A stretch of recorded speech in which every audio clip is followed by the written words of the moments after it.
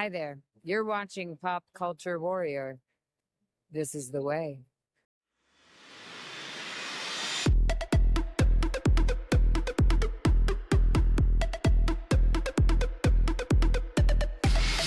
Do you want this full-size Avengers movie poster signed?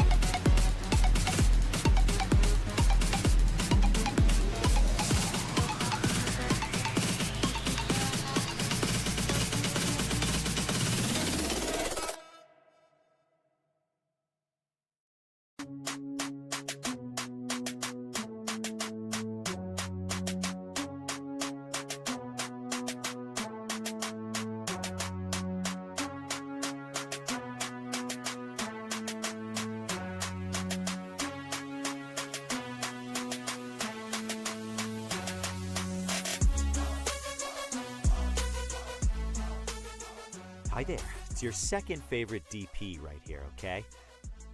No, that's Deadpool, you silly little Hufflepuff. Anyways, I'm gonna need you to shut up that pretty little mouth of yours and pay attention because the show's about to start, alright? And, I don't know about you, but I know who's my vote for sexiest ex-soldier turned pop culture show host. Alright, enough foreplay, let's get on with the show.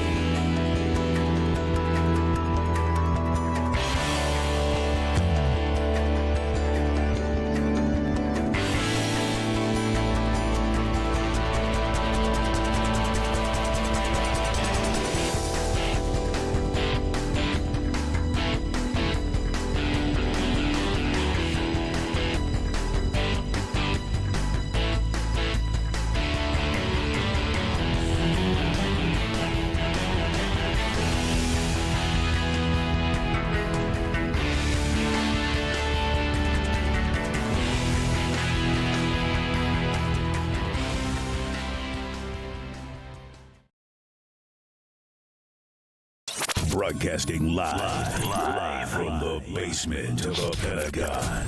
This is WTF Nation Radio.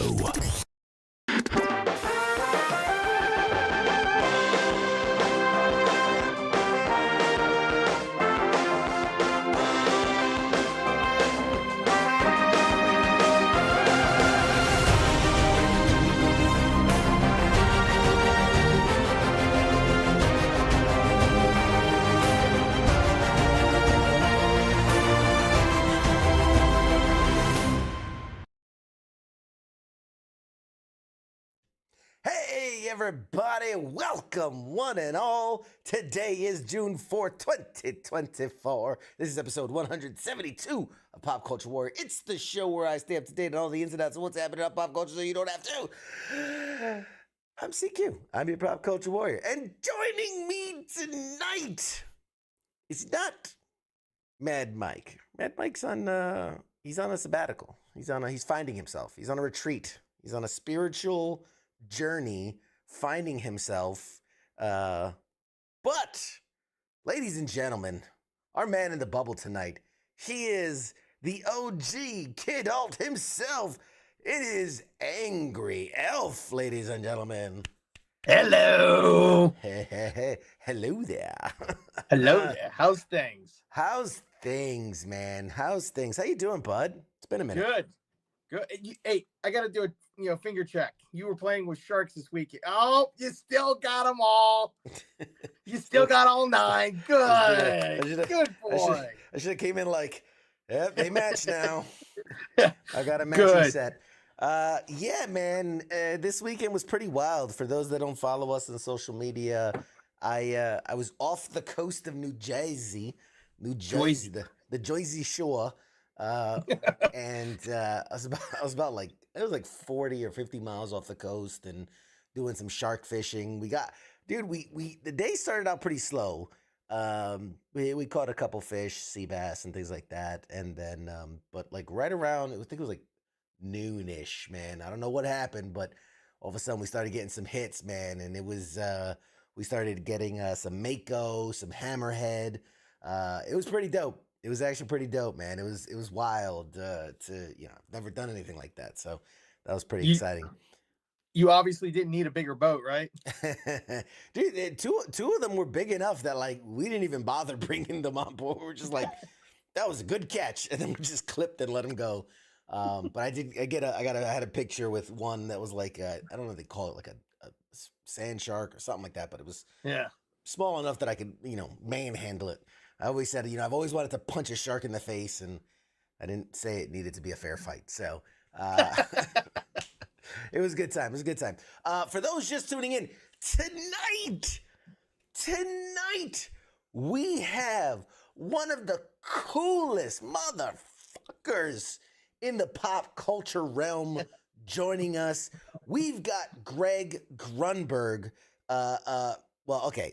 Truth be told, it's not a live interview. We pre-recorded it. But because of that fact, I can tell you it is easily top 3 interview I've ever done on this show.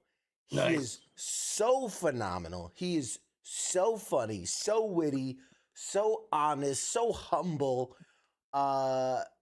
Everything you could, think about it. This guy's been in Heroes. He's been in Star Trek. He's been in Star Wars. He's been in Felicity, Lost. What else? Alias, Hollow Man. Like the list goes on and on. This guy's been in so much shit. He is touched just about. I think he's been in every like pop culture franchise short of like Harry Potter and like Lord of the Rings, baby. But phenomenal dude, so knowledgeable, such a great guy. Our conversation, like I said, is one of the best conversations I've had, and we really hit it off, man. And I think you'll see in the video, in the package, I think you'll see kind of like a budding friendship, man, like a bromance. Like a bromance. You're gonna see a bromance live. Watch the interview, and try to pinpoint when I fall in love with him. Try to pinpoint exactly when the little heart bubbles start floating up, and like I get like the little anime eyes, the little anime blink blink blink.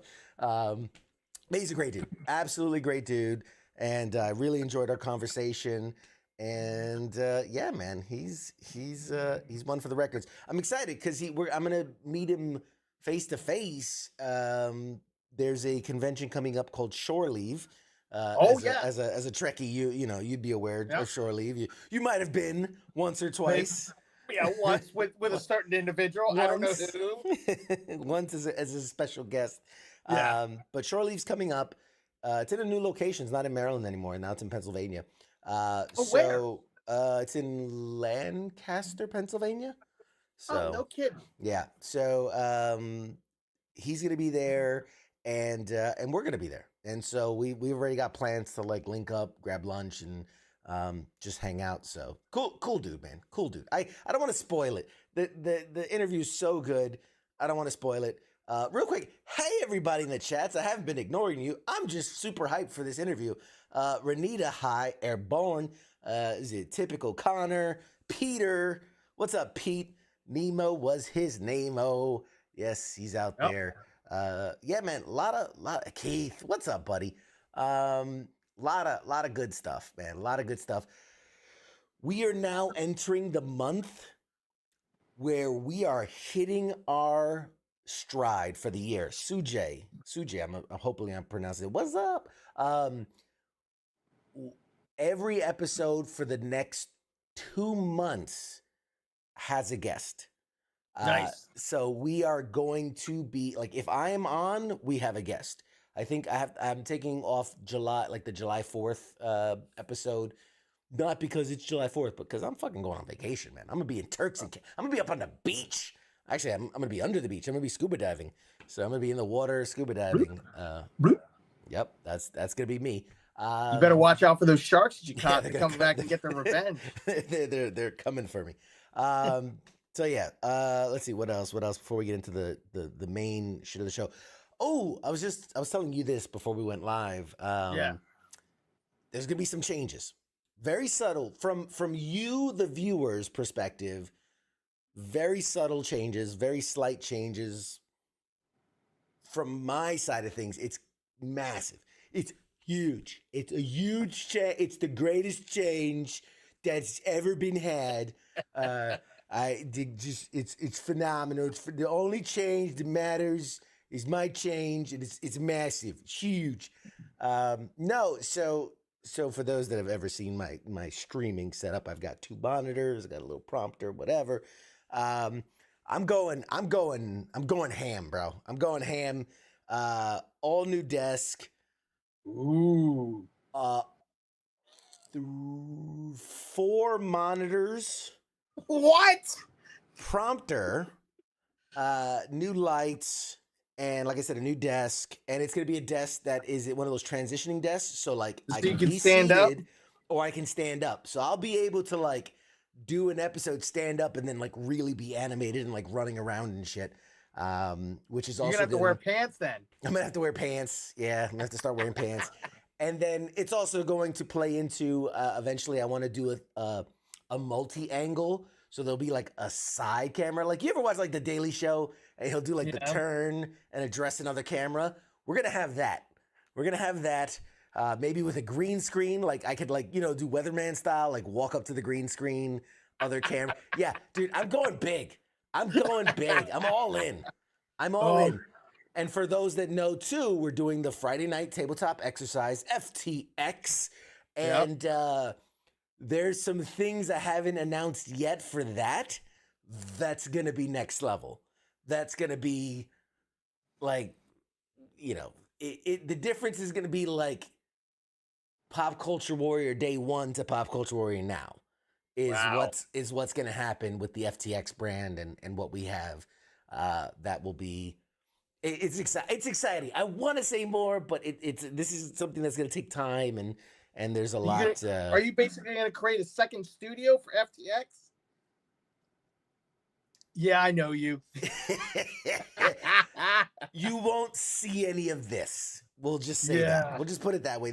All this will be different for that show. That there's a different angle we're going with. That's all I'm going to say for that. Nice. Let's see. Patreon subscriptions must be up. Okay, we're gonna highlight that one because that's just funny. Yep. No, they are. It's he keeps doing all these phenomenal giveaways, and everybody just wants in, right? Yes, and he says, "I bet he's not even wearing pants right now." Technically, I'm not wearing pants. I'm not. technically, I'm wearing shorts. So there you go. You're half right. What else?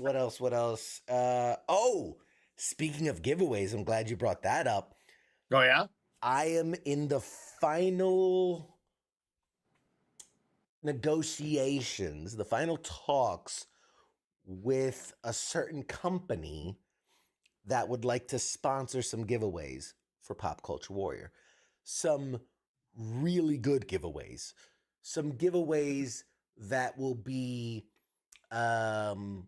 authenticated autographs on things like movie posters, scripts,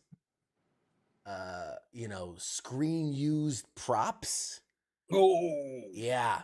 So we're in the final talk. We're just getting the details in line. We'll just say details to be announced soon. Follow us. There'll definitely be, one giveaway, 2 giveaways here, and then obviously, as always, the Patreons are going to get special love, and there might be like a Patreon exclusive giveaway as well. Yeah. Yes. Joshua, what's the topic tonight? Did you pull up sponsorship from Cafe Risque? That's funny. What's the topic tonight? You know what? You're right. Let's get into it. Yep. First topic we have is, so yesterday, was it yesterday or the day before? Yesterday. It was yesterday. They released the first trailer for Venom, dumbest title in the world, The Last Dance. The Last Dance. So I need to talk about it. So first, for those at home that haven't seen it, I'm going to go ahead and play the Venom trailer, and then we're gonna do something we've never done here on the show before. So for all you watching live, this is gonna be a first ever. But first, let's watch the trailer. Sorry, I cut it off early. I just couldn't. I just couldn't finish fucking My Little Venom Pony. All right. So I teased it up a little bit, but we're gonna do something here that we've never done before, and it's. I mean, talk good about a Sony project. No, not that. Never that. King said, all right. You cut off the best part, you sourpuss. All right, here, look. This is what we're gonna do, ladies and gentlemen. Watch this. We're gonna do a live trailer breakdown. I'm gonna lower the volume so it's not over me, but we'll see. So first off, I want to point out.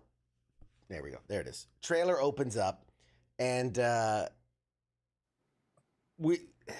those who haven't been paying attention, at the end of Spider-Man No Way Home, we saw Eddie Brock be in the Marvel MCU universe and then kind of sucked out of the MCU universe, and he leaves behind a little drop of the symbiote and whatever it moves, and people are like, oh shit, Venom's in the Marvel universe now. But this is what he was wearing at the end of that scene. So it seems to me as if that's where this movie will pick up. Him getting back to his universe. They've obviously working in tandem, right? This is movie number 3, and they're clicking on yes, it's the We Are Venom was funny, but went too long. Agreed. So that was my next point, was that, the idea here is we just saw them fighting, and they're like fighting in unison, and obviously, we're a pair now. But the gag here is that they're still not in rhythm, right? Because they can't finish each other's sandwiches. And so, but I feel like that's been done in other movies. The We Are Venom thing's been done. So I feel like, again, from a narrative, from a story point, your character's regressing, right? Instead of we're getting better, we're getting worse. So unless that's some really subtle foreshadowing of like we're unraveling, we're coming apart, we're not on the same page, it really is just a gag for the sake of a gag, and I don't think that's the other thing. I just gotta say, these Venom movies have had way too much comedy, way Yep. too much comedy. Yep.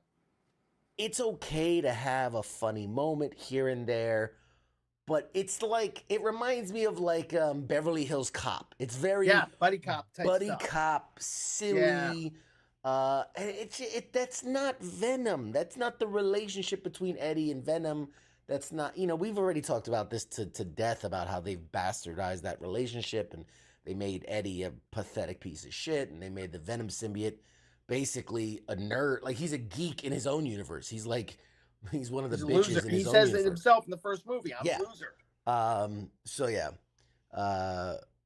Wasn't he confused on how he got to the beach at the end of the last movie? Yeah, exactly. He had no idea. Like, I mean, you have to go back to the end of Venom 2.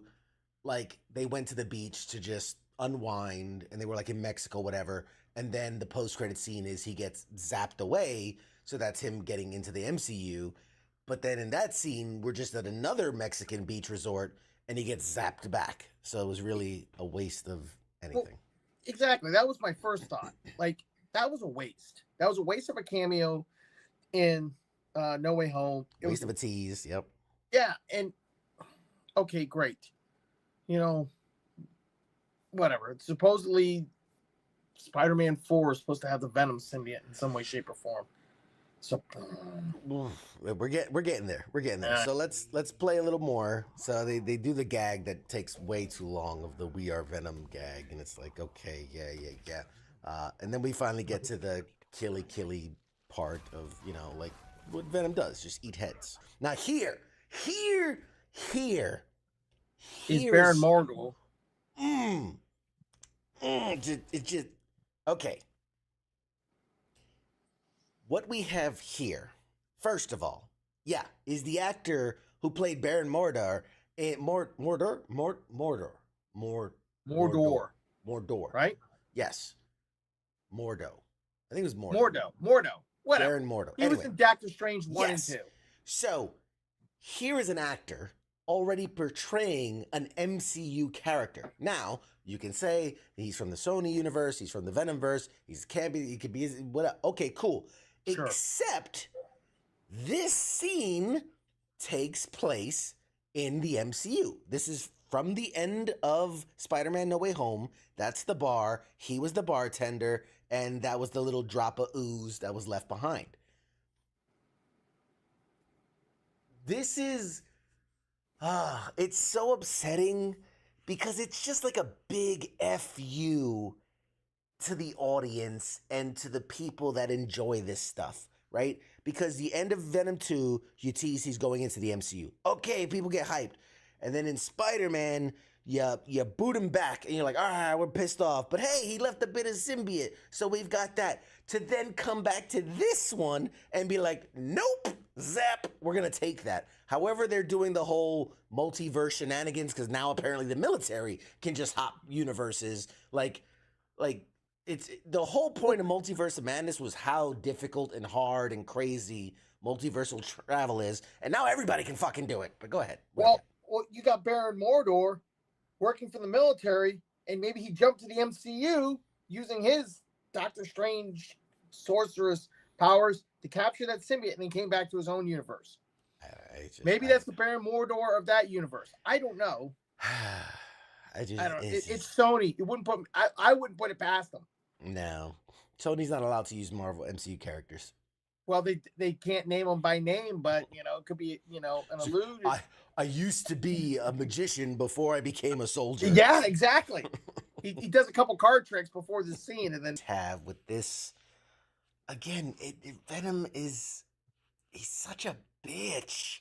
Like in the comics, in the cartoons, he was a scary, intimidating.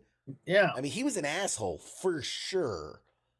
But he wasn't this whiny crybaby, like, no. it's annoying. It's annoying more than anything. And let me say something.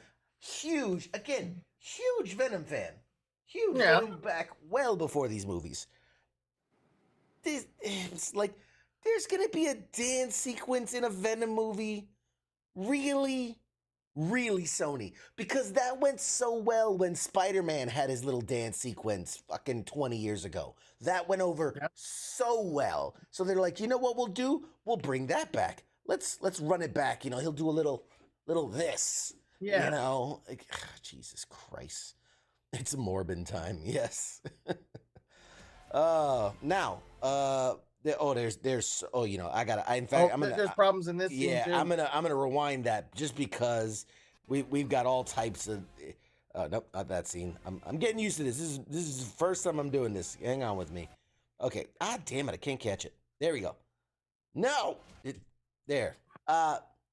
What's his name? I forget his name. What's he? No, he's not a Baldwin. He's fuck if I remember his name. Anyway, it's pretty much confirmed he's going to be playing Toxin in the movie, which is another symbiote offshoot, right? Because you had like Shriek and you had Carnage and you had Venom and you had all these other ones. So he's going to be playing Toxin, which is another symbiote, which again, too much. Wahlberg, that's it. It is. Thank you, Nemo. He's a Wahlberg. He's a Wahlberg. He's a Berg. Oh, he's it's a the Wahlberg. Wait, he's one of the Wahlbergs. One of the lesser known Wahlbergs. Anyway, point is he's playing Toxin, which again, another classic offshoot of the symbiotes that they're gonna fuck up royally because it's Sony. You're doing too much. You're doing too. It's an action comedy, sci-fi, alien, buddy cop, romance, mystery, where you have 16 different bad guys, multiversal hopping. The military's involved. It's too much. It's too much. Okay, we'll continue. And then this. Yep.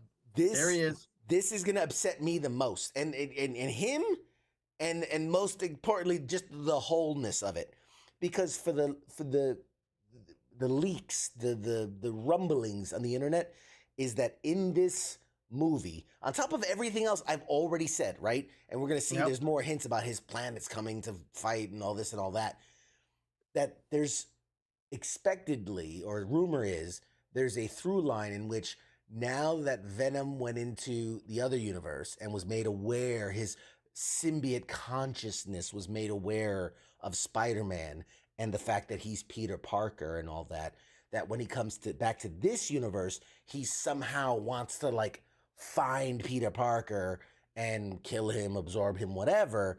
And so the big rumor is that, like, the back of that kid's head right there, that's going to be little Peter Parker, that he's going to be 10 years old in this universe. It's before he's Spider-Man. So again, now we're getting Venom before Spider-Man, which makes no sense because in the Morbius movies, which are supposed to be in line with these, we've seen pictures of Spider-Man in full regalia in the background and things like that. So it's none of it's making any sense. And so if that is in fact Peter Parker, I call just the biggest shenanigans, first of all. And then you've got this guy who, again, is unnamed. But that's what's his name? Ray Fiennes? Ray Fiennes? Is that Ralph Fiennes? No, it's not. No, you're talking about the actor that played the lizard. Yeah. It is Rhys Ifans. Whatever his name is. But it's the actor who played the lizard in that's the actor that played this lizard in the Amazing Spider-Man 1. He was Kirk Connors and then became the lizard. Now, it's not Ralph Fiennes. I don't know. I forget his name. Whatever. But you get what I'm saying. So, okay. So already you've got a not Spider-Man Venom movie that has not Baron Mordo in it. And now you have not Kurt Connors in it with, better fucking not be goddamn Peter Parker. I swear to God. Let's keep going. And all these and now we have fucking Apocalypse. I mean, not Armageddon over here, and then this again. They make Venom such a bitch. He's such a bitch. He sees this and he's like, oh no, like, oh Jesus, like, Venom's, you're supposed to scare people. Yep. You're not supposed to be scared. You know. It just Well, my brain. Well, it's like Sony for the last almost decade can't get Venom right, even in the new video game, Spider-Man 2. Yeah. Eddie Brock was nowhere around. Yeah. And then here's the other thing. They're really billing this. Like, you can see the amount of energy that they're putting into, like, The Last Dance. Like, this is it. This is the epic conclusion to the Venom saga. Like, they're billing this shit like it's fucking Endgame. And like, 1 was okay. 2 was a hot steaming pile of garbage. Yeah. And now they're like this is it, people. Get over it, and it, was from Old Man Logan, and he ran around like that. At least it would be plausible. And something from the comics. I just we're saying the stream is down. Is the stream? Stream can't be down. Where? Where? I don't know. Somebody texted me saying the stream's down. I see it live. If you can't see me, let me know. If you're not seeing this, let me know. Could have been a little bit more clear. Where is it down? Because nope, yeah. You're good on. Yeah, you're good on. Facebook's good. I mean, I don't know.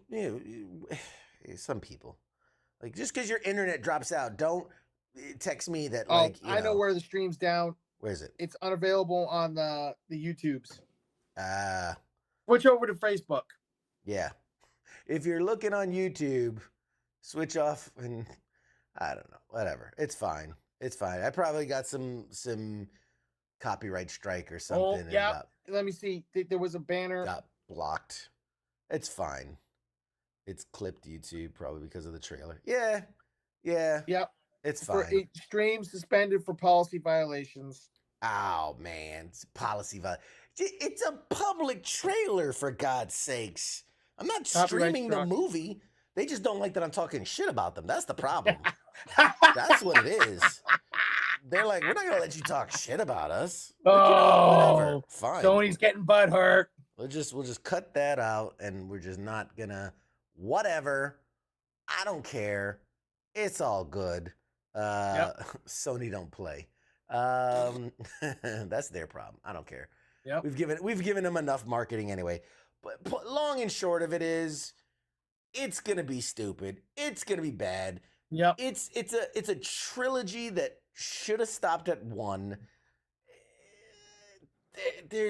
I saw nothing redeeming in this trailer. I literally did. It should have stopped at the end of Spider-Man 3. Before that. True. Anyway, moving on. Yeah. Moving on. A couple of other news. God, I'm all riled up about this fucking Venom thing. I'm so riled up about it.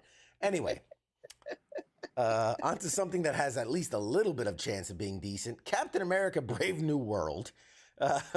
It's in its reshoots. It's in its reshoots, and the latest news that came out of that, and people want to, you want to knock the reshoots because you're like, oh, it tested terribly, so they got to reshoot the movie. Very plausible. That's a very plausible explanation. Or, they're moving things around. They want to try different things. All I know is they're doing 22 days of reshoots, and one of the things that have been added, somebody who's been hinted at for quite a while, Giancarlo Esposito, will now be in the movie as unnamed villain for the moment. There's speculation about who he's going to play. Obviously, a lot of people they were like fan casting him as Professor X in like a race swap Professor X for X-Men. But he said that he didn't want to do Professor X because he wasn't going to ride around in the wheelchair. He's like, fuck that wheelchair. I ain't doing it. Exactly. So what's interesting is like it's not like he could hide it. There's pictures of him on the set in costume. But he basically said, "Yep, I'm in the MCU now," and he had a very interesting quote. Let's see if I can find it. It was, he says he revealed earlier this month that he was joining the MCU. It's official for Cap 4. According to the Hollywood Reporter, he's joining Captain America. Blah, blah. Reshoots are expected to last 22 days. His role's not confirmed, but sources are saying he's playing a villainous role. And they added that there will be some action sequences that he's going to be part of, right? We saw him. He has like knives and guns and shit. Yeah. He looks very much like I'm trying to think what's the closest thing he looks like. I don't know. I've seen the photos. I don't know. Yeah, I'm wondering if they're gonna go for an original take or like an interesting spin on a classic character, like a different take on him. He did come out and say, you know, the MCU has knocked on my door, and I'm playing a role you won't predict. Those are his words. I'm playing a role you won't predict. It will be teased, so he's gonna have a small tease role. And he says, this is his own words. He says, it's going to be teased. There will be a series afterwards. So whatever, I mean, you got to think, you're bringing in Giancarlo Esposito. It's not for a throwaway scene. You know what I mean? Like, you're bringing him in because he's going to be a big-time player in the franchise going forward. It worked in Star Wars. It worked in Breaking Bad. It worked in all the other things that he's been a part of, The Boys. So they're gonna roll the dice in the Marvel Universe. I wonder, I'm trying to think, who could be a villainous role that would be teased here that would then be in a series afterwards? I've been scratching my head over this. If you guys have any thoughts, hey, Travis, what's going on, bud? If you guys have any thoughts of who he could be, a Kang variant? No, I don't think so. No, don't. I don't think so. I don't think that's what it is. And I don't think he would have the knives and stuff. He was a Kane variant. Oh, no. Well, what if it'd be a random thing? But I'm thinking with the knives and the guns, that puts me in the realm of like Blade. I mean, I know he's not playing Blade. But if he's like the Wesker of the Blade universe, right? Like the Blade's mentor, and you talking about Whistler? What Whistler? Whistler's fucking Resident Evil, right? No. Whistler. No, Whistler was the he was the mentor for Blade, but that was made up for the Wesley Snipes movies to bring in I'm drawing a blank on that character's name. Yeah. He had an old mentor. Like he had that was introduced for the movies and then eventually brought into the Marvel comics. Prior to the 1990s Blade movies with Wesley Snipes, Whistler didn't exist. I'm gonna believe you.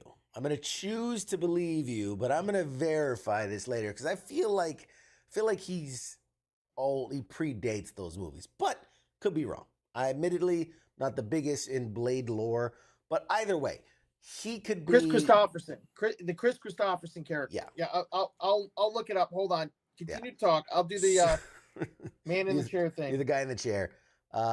Yes, Whistler was made for the movies. That's what Nemo says. You're right. Yep. And Wesker is Nemo. Resident Evil. Yes, that's what I said.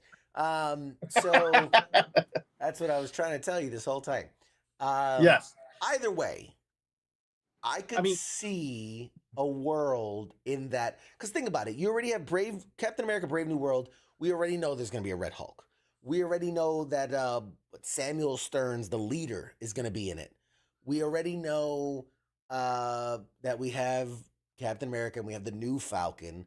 We already know we have like 2 unnamed female super suit wearing characters. Now you have Giancarlo Esposito's character. You have Thunderbolt Ross. Like, I'm trying to think, how do you tie all this together? Like, they need to release a trailer, for God's sakes. I think at this point, I've heard that they have filmed 2 movies worth of stuff between the original shoot, the reshoot, for the first time they're reshooting this reshoot. At this point, they just need to stop, see how much footage they have, and go, you know what? We got enough footage now. We can do a Disney Plus series, and then we just do your Disney magic and make a series. Yeah, I don't know. Make a 10-episode series so Mad Mike stops complaining that it only has 8 episodes. Give him 9 episodes just so he can stop complaining there's 8. So right now, Captain America Brave New World is scheduled to release February 14, 2025. So let's say 6 months before that puts us at what? September? Would be September. I would say they need to release a trailer before that. Yeah, I'm thinking. I mean, honestly, they need to release that trailer. It needs to be tagged with Deadpool. Wolverine. Yeah, July 26th. Yeah. You got to, especially bringing Deadpool into the MCU. You got to take advantage of that and plug in the, which apparently they were trying to. The reports where they were trying to shove in fucking She-Hulk into this movie, into the Deadpool movie, and that was going to be a lead into Captain America Brave New World, since there's a lot of Hulk characters there, but that Ryan Reynolds wasn't having that shit. He said no. So that would be a great lead in to have a trailer for Captain America inside. They have to. It gives you 7 months to really drum up buzz about the movie. The only other place they could probably put that Captain America trailer would be, I think Alien Romulus releases in August or early September. They could tag it with that, since that's by default, it's a Disney movie. I mean, granted, it's a remnant of a Fox movie, but it's a Disney property now. That's the only other place. Otherwise, they're just gonna have to drop it randomly. Check this out. We have confirmation that in the comics, in the original books, Blade was trained by Jamal. Jamal Afari. And, they're saying I could see like a flashback of some kind with Isaiah Bradley, where we see a young Eric Brooks Blade and Giancarlo being the one training him. I mean, it could work.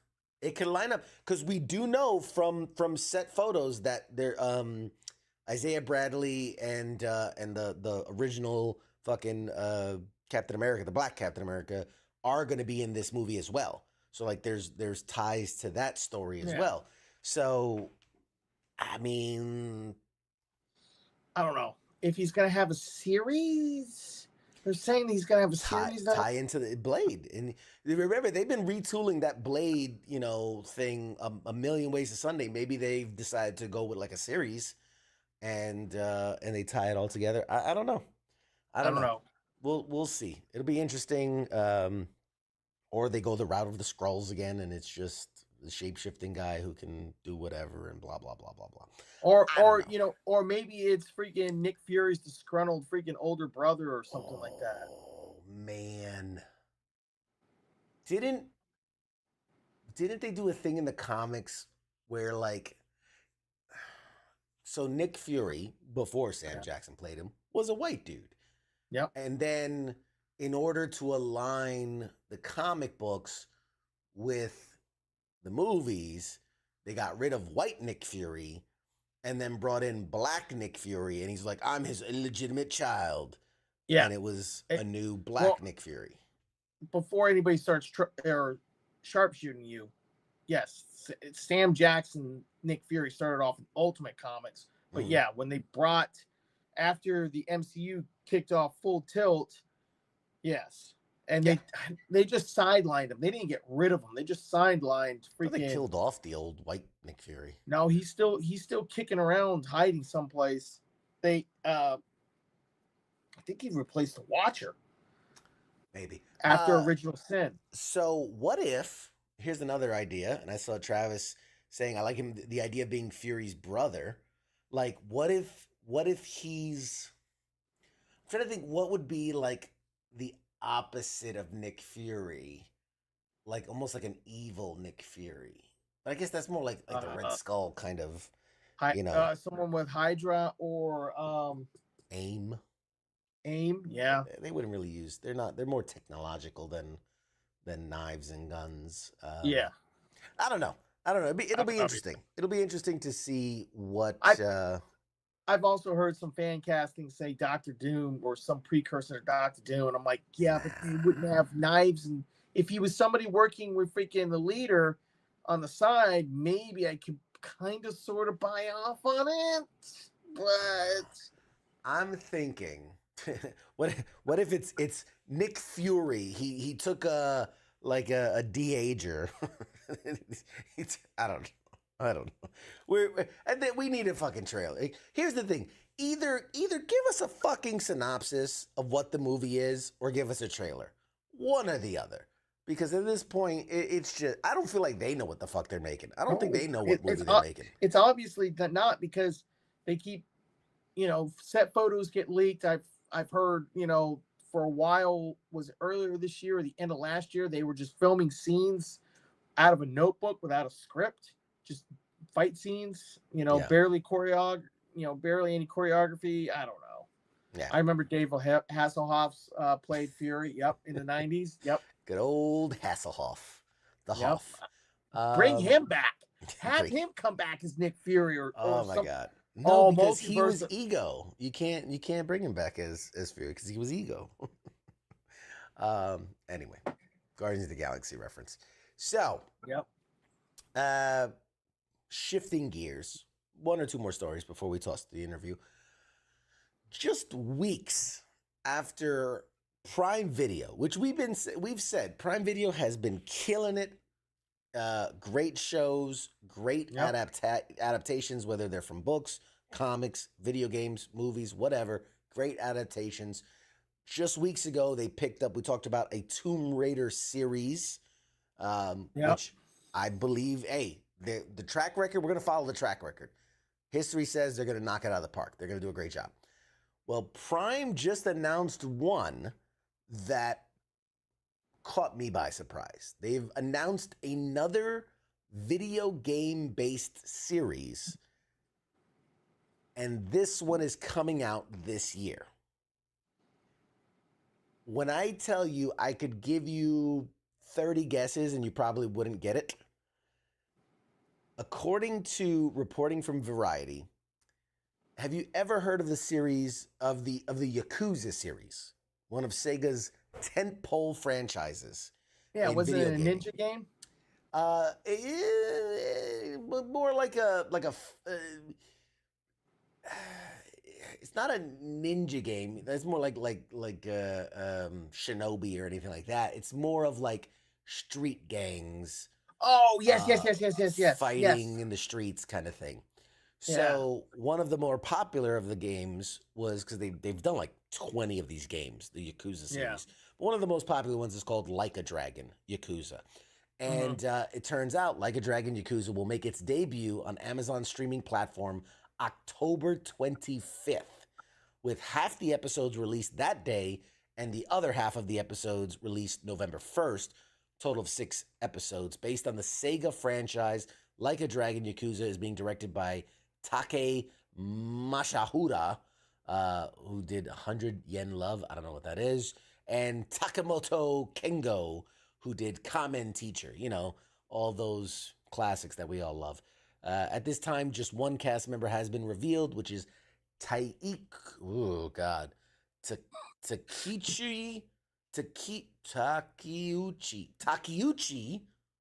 Ryoma. You need to work on your Japanese. Ryoma. He will star in the series as the protagonist, Kiryu Kazuma. And he says, I'm truly honored to be given the opportunity to play the role of Kazuma Kiryu, a beloved character in the game series. I strongly felt that I was willing to put my life on the line for this one. Audiences will enjoy the show's human drama and conflict unfolds around the character Kazuma Kiryu. Moreover, please take a look at the intense fighting scenes with the dragon tattoo on his back. It's going to be awesome. So yeah, I mean, adapting one of Sega's biggest games is like it makes sense, but I wouldn't say it's like when you hear Tomb Raider, you know, you hear Sonic, you know, you hear the Last Mario of Brothers. Us, the Mario Brothers. Like these are franchises, you know. I don't think a lot of people know about the Yakuza franchise, although it literally is. I think their top selling game series outside of like Sonic and Persona are the other two. Anyway, so this show will apparently be set in both 1995 and 2005. And those years are relevant for fans of the games. 2005 is the year the first game in the series came out. In the original Yakuza, the character spent 10 years in prison after being wrongfully accused of murder. Following his incarceration, he becomes involved in a mystery involving his longtime friend, Yumi Sawamuro, and 10 billion yen that has been mysteriously stolen from the Tojo clan. Knowing that the show will take place in those two time periods, it sounds like the series will attempt to adapt the first game. It's been 19 years since that first game came out, but it has, like I said, become one of Sega's biggest franchises along Sonic and Persona. It's been interesting to see because I feel like with the success of The Last of Us, with the success of things like The Walking Dead, what's the other game one that just came out that was really good? Shit, Fallout. Thank you.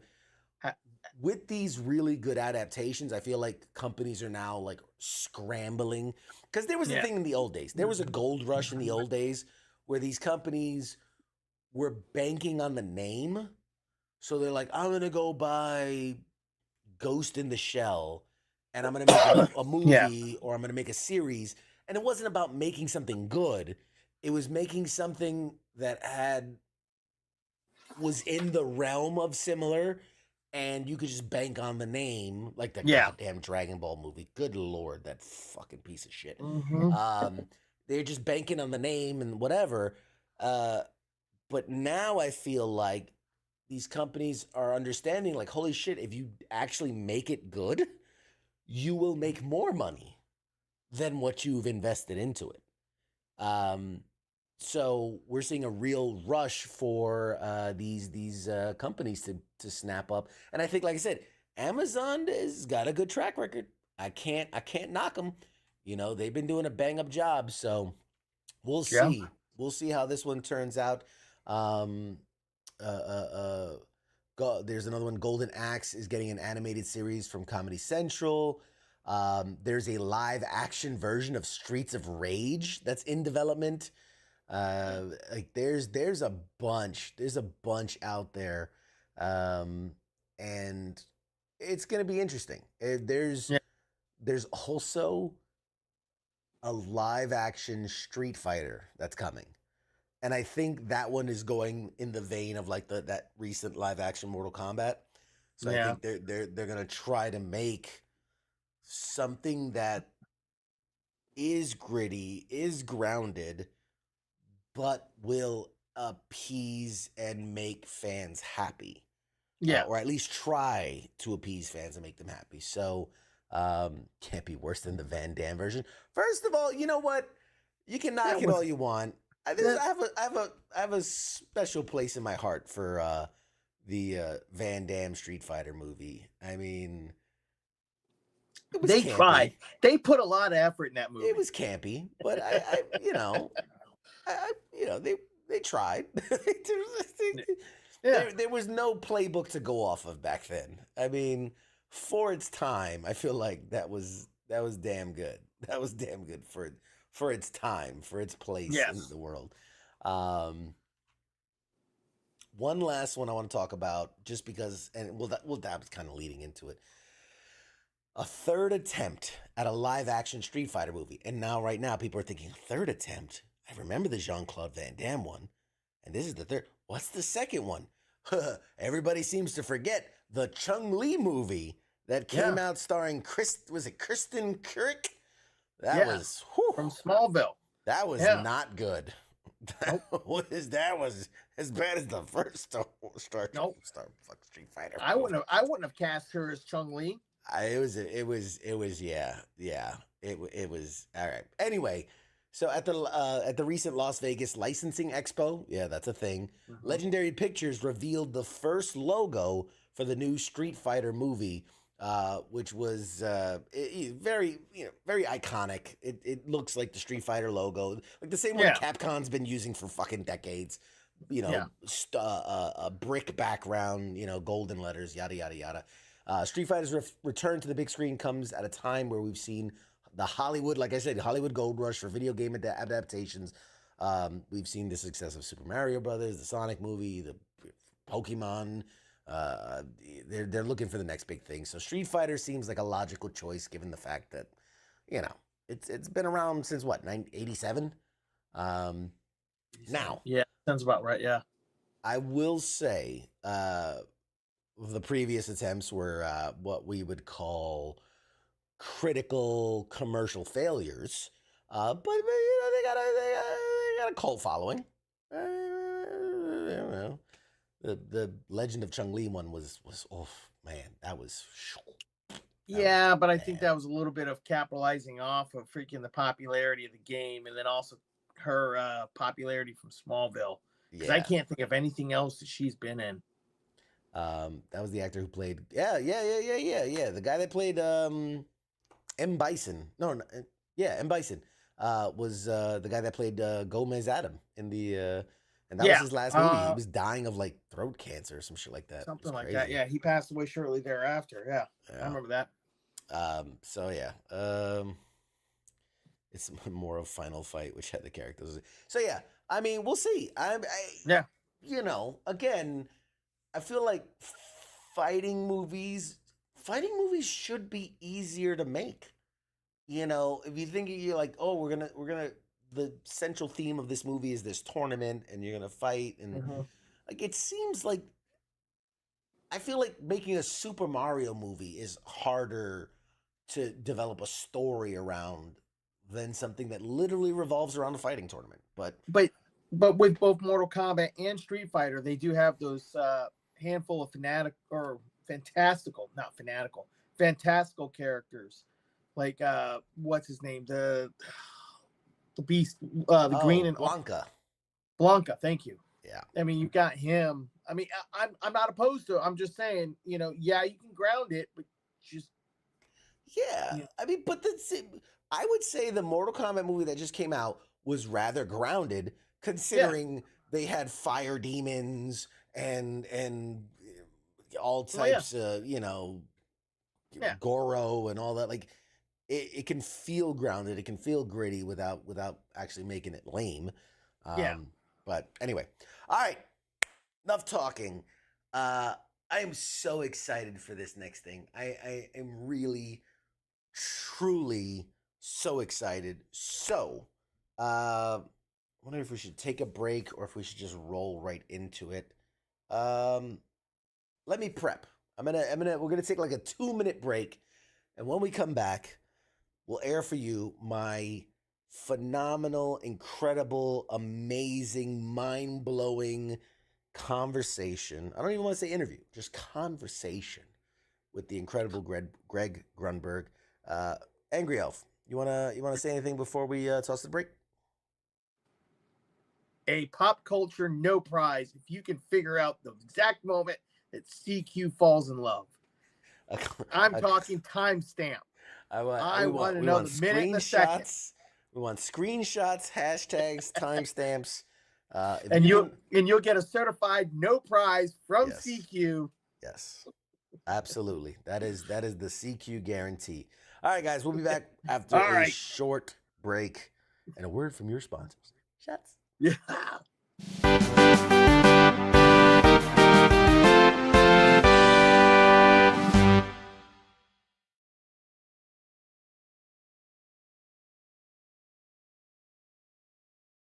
You're listening to the sounds of WTF Nation Radio.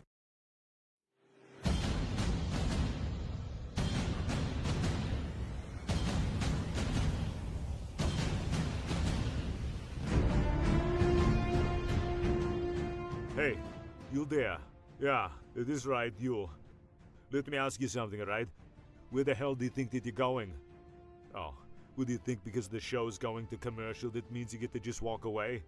Well, CQ asked me to pass on the little message, alright? And it says, I'll be back.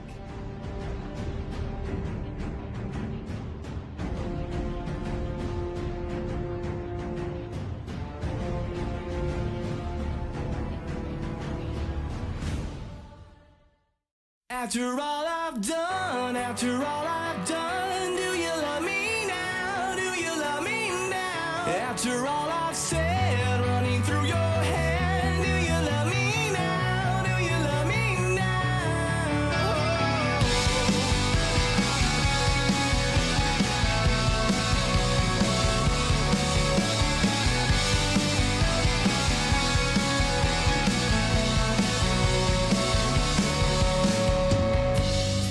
And if I told you everything, I bet you cry and run away. 'Cause with all the lies I keep, made you believe this was me.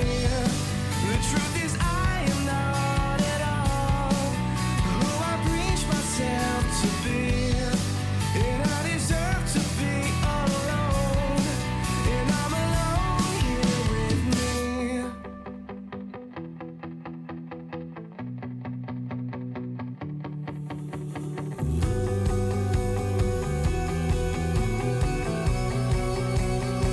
And after all I've done, do you love me now? Do you love me now? After all I've said, running through your head, do you love me now? Do you love me now?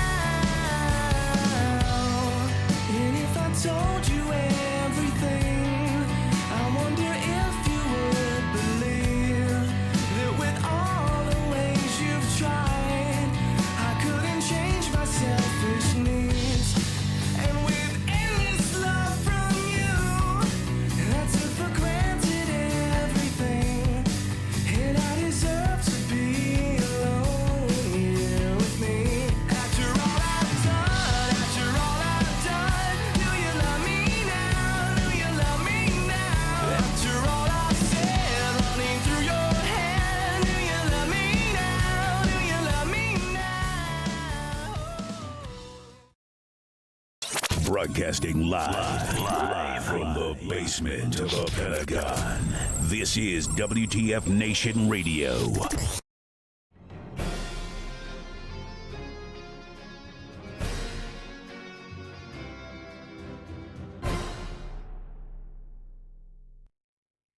Everybody, welcome back. Let's kick it over to my good friend CQ for his incredible interview with the legendary Greg Grunberg.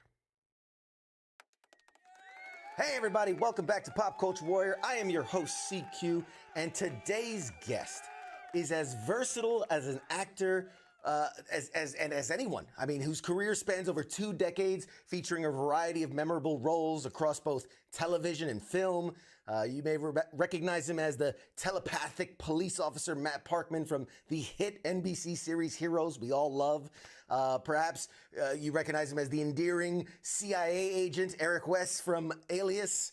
He's also known for his portrayal of Snap Wexley in Star Wars.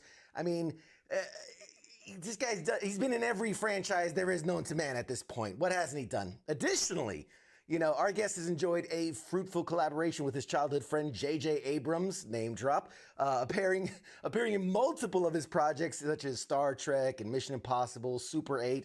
But beyond his on-screen achievements, he's a dedicated advocate for the epilepsy awareness, inspired by his eldest son's condition. He's co-founded Talk About It, an incredible podcast and online resource for epilepsy education, featuring interviews with experts and celebrities.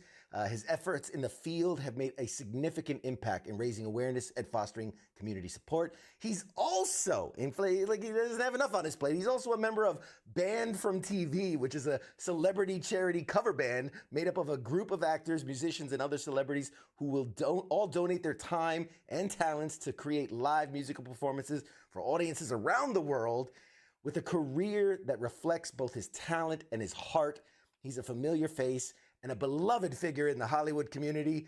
everyone, please welcome the incredible Greg Grunberg, everybody. Wow. Are you Wow. kidding me? That was unbelievable. I'm firing my agent right now, and you are taking over representing me. God, hey, I mean, let me know, man. I'm here Come for on. you. That was unbelievable.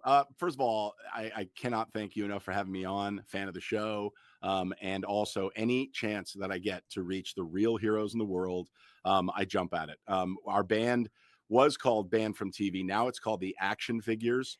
And people can go to theactionfiguresband.com. Everybody on stage has an action figure from a TV show or a movie. You know, they are represented as a toy. So that's, you know, but we did a USO tour. It was a virtual tour when COVID hit. And it was hosted by Chris Jacobs. And it was just such an honor for us to play that. And we had a ton of celebrities. And it was so great. So every time you mention heroes, and I'm talking to real heroes, you know, who may be watching or listening to this, it's just, again, such an honor. I thank every single one of them for the sacrifices that they make with their families being away from us, and everything that they're doing to keep us safe. So the least I can do is sit here and talk about my fake heroism with you and the bullshit that I do. But that intro was fantastic. Thank you.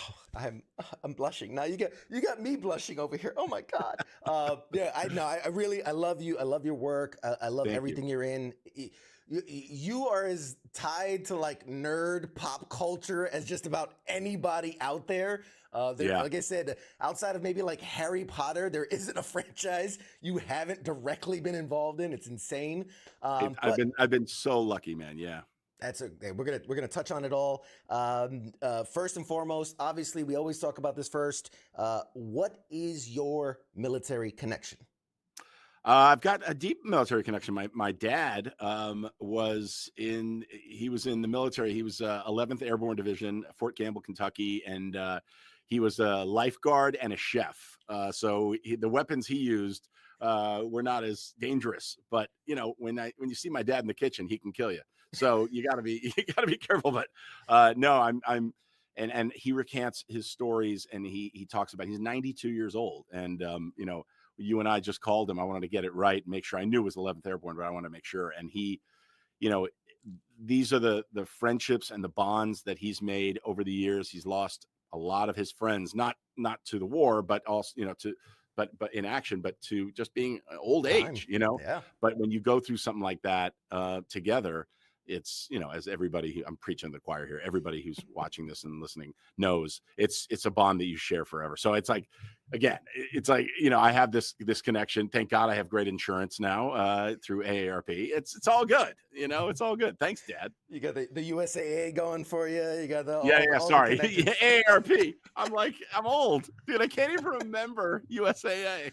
It's all right. It's totally okay. That's hilarious. I love it. I mean, I'm sure he does qualify for AARP too. Hey, so do I. Yeah. Believe me. So do I. I'm getting up there. You know, it's incredible. Shout out to your dad, man. We appreciate his service. We thank obviously everybody that serves for their service. I was an airborne man as well, so you know, I got my little airborne tattoo here. Oh, that is awesome. So I appreciate it, man. Airborne, rock on. You know, anyway, there were some things I'm gonna say. I don't want to upset any people watching, but you know, the airborne, they're the best. They're the best. Airborne rules. Now, They're the guys. here's the irony: is that my dad was in the airborne. And he gave birth to probably the worst pilot in TV and film history. I crashed the plane in Lost. I was the pilot on Lost, man. That show would have been called Hover if I didn't crash the plane. Sure. I went down in a ball of flames in Star Wars in episode 9. So I'm not exactly the greatest pilot. I get on a plane now, like if I'm traveling to go to a Comic-Con or whatever, like I'm doing shore leave and stuff. Yep. When I get on a plane, man, the pilots look and they go, oh, great. Oh, no. I mean, honestly, I get it all the time. And it's so funny. And it's been years since I've been in, Star Wars wasn't that long ago, but, you know, Lost was certainly, you know, years and years ago. And you said 2 decades. I think it's going on 3 decades now for me as an actor. And I'm doing this podcast right now. Because, you know, they have all the revisit podcasts and rewatch. So I don't know if there's any Felicity fans out there, but that was a show. That's how I started my career, was on Felicity. Again, another J.J. Abrams, Matt Reeves collaboration.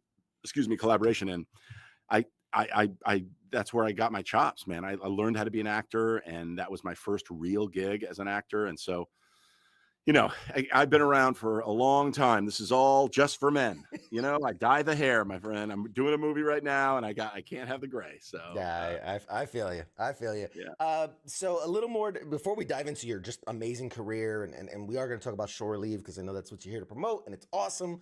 Big fan of Shore Leave. Let's get to know you just a bit more outside of your given profession. Like, what do you geek out about? Like, what this is pop culture talk, so like, what's your Yeah. thing? I am sort of eclectic when it comes to this stuff. I'm a car guy. I absolutely love cars. I geek out on cars. I have affordable. I call them practically classics because they're all practical, right? I've got a '77 F-250. Love that truck. Love it. I've got a car from Alias. I don't know if you guys remember, but Alias. Bradley Cooper was on Alias, which people are like, he was? Oh yeah. And his character Will Tippin drove a '69 Bronco. I bought that Bronco from the show when the show went down, and back then I bought it for like under $4,000. It was like nothing. But those Broncos, that original Broncos, and I've babied it, love it.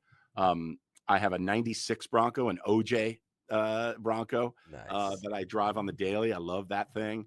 So I'm a car guy through and through, and I'm doing a show right now called Duster because the main character, Josh Holloway from Lost, stars as a guy who is driving for the mob. This is a show that I'm doing with JJ. I'm back in the nest. We're working together again, and it's for HBO Max, and it's Rachel Hilson and Keith David and Corbin Burnson and me, and I play the head of the FBI. And Josh drives for the mob, so we call him Duster because that's the car that he drives. So I'm working on the dream of all projects right now for myself because I get to set and I'm like, look at these. That's a Maverick, and that's a this, and that's a that, and I can't get enough of them. And they were the everyday cars, like they're not the expensive stuff, right? I got my '77 Ford truck. I think I paid $3,000 for. I mean, these are going up now in value for sure. But I love a car that you can get in, drive, beat up. If you don't have to worry about where you park it or whatever. These cars are meant to be driven. I guess if I had the money, I would have something super expensive, but I just don't. I can't see it. I can't do it. But I geek out about that. Game shows. I'm a big game show guy. Love game shows. I'm on a game show right now called 25 Words or Less. As a celebrity contestant. And what am I? TV shows. It's so funny. I watch stupid stuff. I watch stuff that's just mindless. I love any food show. I love any. Sure. It just, I don't know if it's like right now in the way the world is with so much stuff going on in the world. It's like I just want to veg out. I don't want to have to think too hard. I am watching, what am I watching right now? My wife turned me on to, what am I watching? I mean, now I'm watching a lot of Felicity to for the podcast, but of course. It's not called Butterfly. It's called, what is it called? I forgot what it's called, but it's an amazing show. There's so much out there. What are you watching? That's what I want to know. Right now, what are you binging? A little bit of everything. What was the most recent thing we binged? Because I get to do a lot of this stuff and interviews, so a lot of times I get screeners for different shows. There's the one with Lena Headey. What was it called? Beacon 23. So I got, it's a sci-fi show. They're like, it's like a lighthouse, but in space. So it's a beacon for space travel. Cool. Yeah, it's pretty cool. So, dude, there's a buddy of mine named Larry Trilling. He's a great showrunner. Really good friend of mine. We did a movie. He worked on everything I've been on. He was like showrunner or a director on Felicity and then Alias and blah, blah, blah. Anyway, he is now running a show called Monarch that's on Apple. Yes. Legacy. I mean, here's the show. Yeah, exactly. It's like it looks like, I haven't seen it yet, but it's already going into season 2. He's going to be running season 2, but it looks like it's The Walking Dead, but instead of surviving zombies, you're surviving King Kong and and what's the All other? the monsters. So it's King Kong. It is Godzilla. It is Yeah. all Mothra. All the big monster movie guys. All How cool mashed is up. that? But there's no lighthouse in space, dude. Okay, so they got that beat. I'm just telling you. Yeah. Okay, so real quick, Shore Leave is coming up. It's July 26th through 28th. Is this your first time at Shore Leave? Will this be your It first is one? my first time at Shore Leave, and they're doing So a little bit of a Star Wars thing. So they've got me there. And anytime I can connect with the Star Trek or Star Wars community, by the way, that's another weird thing about me, thanks to JJ. I've been in both of those canons, Right. and it's, I was Commander Finnegan, and I was evil stepdad, Kirk's evil stepdad in the Star That's Trek right. movies. But in Beyond, I was Commander Finnegan, and that was awesome. And then JJ, said, "Hey, you want to come to London and we're shooting Star Wars?" And I'm like, "Yeah." And he made me an X-wing pilot, Snap Wexley. So it's just anytime I get to go to something like Shore Leave, it's just the best. I get to geek out with other people because I walk the floor just like anybody else. I meet my fellow actors that I have never met before, or hopefully it's a reunion for some of them that I've worked with before. But it's just it's honor. It's just a fun time, and Shore Leave does it right. I mean, they've been doing it for a while, so it's really a cool thing. I do Comic-Cons all over the world, especially with my band. If the action figures don't play Comic-Cons, there's a problem. It's just a blast. It's just a really a blast. Yeah, and Shore Leave, fortunately in the position I am, I get to do a lot of these events. Awesome Con in DC and I've done that. Fan Expo in Philadelphia, New York Comic Con, all the big stuff. Shore Leave really, and I'm not saying this just because you're going to talk about it, but it really is special. It's different than all the other conventions. It's a little smaller, and I don't mean that in a bad way. It's a little more intimate. It's a little more get to know you. There's a lot less. I don't want to say it's an older crowd, but it's people that they're fans of the original stuff, right? The older stuff, and not necessarily just like, oh, I saw that movie last week. It's people that are passionate. It's an incredible group of people. I think you're gonna love it. I really think you're gonna love it. I can't wait. I really can't. It's not, I know if you've been to New York Comic Con, the hustle and bustle, Yeah, San Diego Comic Con, New York Comic Con. I like the smaller ones. I mean, there's really no smaller ones, like you say. They're still big crowds. Sure. But you're able to spend a little bit more time, have a little bit more of a conversation. Yeah. It's not just like photo ops. You're not just standing there like a cardboard cutout going chink next, chink next. It's like I can at least say hello and talk to people. I think I'm doing a panel, and I think I'm judging the the cosplay contest, or so it's gonna be a blast. I can't wait. It's gonna be a lot of fun. And it recently moved it used to be just outside of Baltimore in Hunt Valley, Maryland. It is moving to Lancaster, Pennsylvania, which I think benefits the convention because the people that loved it where it was are going to travel. It's only maybe in less than an hour from where it used to be. So they're going to travel to it. And now it's opening it up to a whole new audience and a whole new geographic area that can come out and support as well. So I think I'm hoping, by the way, I played Scott Paterno in the movie Paterno, and Scott actually, I believe, how far is Hershey from Lancaster? I mean, I wouldn't say it's close, but it's driving distance. It's within driving distance. All right. So Scott, get your ass off the couch, get in your car and drive over. Okay. Your dad, Mr. Paterno himself, would be very proud. I still, Scott and I have a bond. We have a friendship, and, Al Pacino portrayed his father on this HBO movie that we did. And it was just amazing, but we have become friends on social media, and he's a wonderful guy, really smart guy. And so anyway, this is the one that I'm like, dude, get there. I need a hug. Paterno to Paterno. We're going to blast this all over social media. We're going to tag him. We're going to post it. We're going to force him out. We're going to force him out, smoke him out for you. Let me ask you, since we're on the topic of conventions, like you said, you travel all around the world and you do these.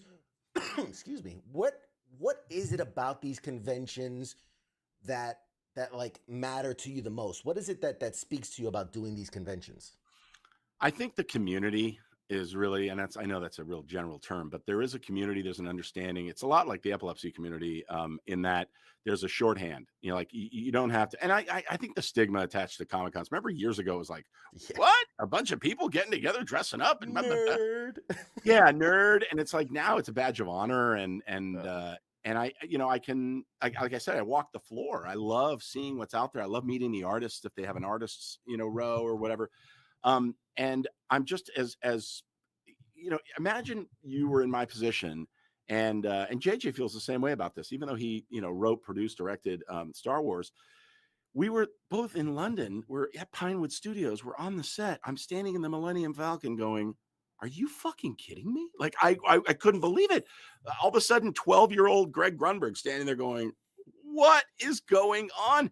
And then, just to give you an idea of like how it touches everyone, Bob Iger, the head of Disney, shows up to say hello to people or whatever. And he is like, to Anthony Daniels, he's like, hey, do you mind? Can I take a selfie with you? Like, what? You're paying us, dude. You can do whatever you want. Yeah. It's just, there's something magical about that bond and bringing back memories.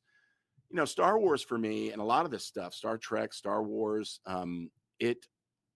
it was the first time, Star Wars in particular, was the first time that I left a theater thinking about where those characters had come from, where they're headed, thinking about other, how characters that didn't relate in the movie actually relate, and what would happen if, and it kind of spurred my imagination in ways that other films didn't. Other films stuck with me. I mean, don't get me wrong. Like when I saw The Warriors, I wanted to come out of the theater and kick someone's ass. But at the same time, it didn't stick with me. I wasn't like, what's the history of gangs in New York and blah, blah.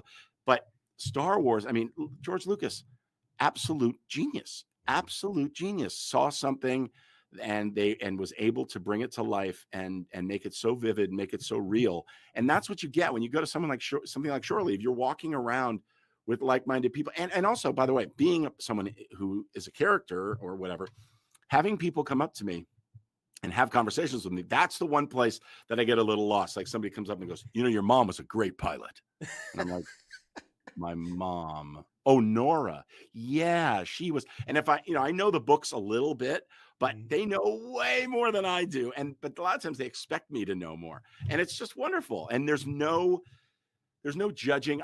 Years ago, I think it was in Germany, I was asked to host this panel for Bill Shatner. And I'd never met him, and he was really gracious and nice. And Will Wheaton was there, and Will was like, just ask him a question and get out of the way. Like, he's so smart. He'll just not ramble, but he'll just talk on whatever. And that's what I did. But I was so nervous, and I asked, LeVar, and I asked Will, and Brent Spiner's a good friend. And I said, I don't know enough about Star Trek. I feel like I'm going to get just annihilated out there. They're going to see through it. He goes, don't pretend to know anything more than you do. That's the other thing. All these conventions, and I imagine Shore Leave as well, there's no judgment. It's the biggest no judgment zone. And you see people, as a special needs dad and as a caregiver, luckily my son's doing well, and it's epilepsy is kind of an invisible thing. You don't really see it until you have a seizure, and he's been, knock wood, he's been doing great for years and years. And there's plenty of wood here. I'm just knocking all over the place. You go to like these conventions, and there's people in wheelchairs, and there's people it's like everybody's on an equal playing field. We all love the stuff that we're there to discuss and see and meet, and it's just awesome, man. Where else can you do that? Even a car show. I go to a car show, and it's like, oh, there's the Porsche guys over there and the Ferrari guys over there, and I'm like, where are my beat up old Ford truck guys? It's it kind of is separated, but not at a convention. Everybody appreciates and if I see someone dressed, I'm like, what the hell are you? Who are you? And they're like, oh, this is the show that's on blah blah, or this is an anime thing that I didn't. And I learn about stuff, and then I go back and I watch it. That's awesome. Hey, that's you're doing it right. You're living the dream, man. Absolutely. No, I totally get where you're coming from.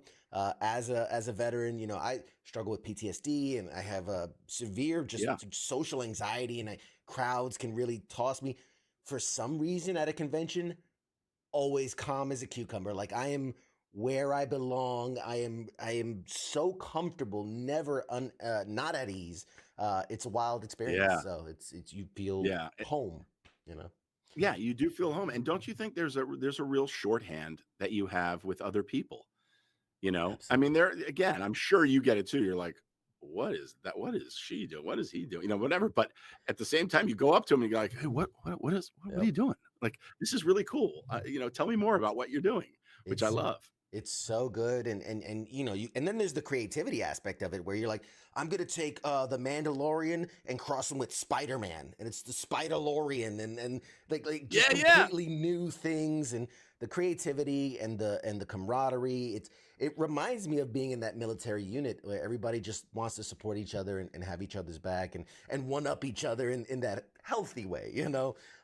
Let me ask you. I'm going to ask you on air on the show if you'll be a guest on Talk About It, because we're doing a PTSD episode, and I want to have a roundtable of like, and maybe you can help, a roundtable of like, you know, you and like maybe 2 other people that are, you know, in the military, and just talking about the struggles and what they've had success with, and you know, because it's all about, I mean, that's why the podcast is called Talk About It. If you see the hat behind me, talking about it is the first way that you can really learn understanding, you know, have an understanding for what other people are going through, but also to know that you're not alone. I mean, unfortunately, PTSD is so widespread. It affects so many people. You are not in the minority, dude. And you know, and the least that all of us can do is understand, and a lot of time people just don't get it. They just don't get it. And it's something we need to talk more about. So that's a yes. I mean, I'll have to check with my agent, and I mean, there's like a retainer fee, right? I get a trailer, and there's like of course. Okay. And every time I say PTSD, you get a check.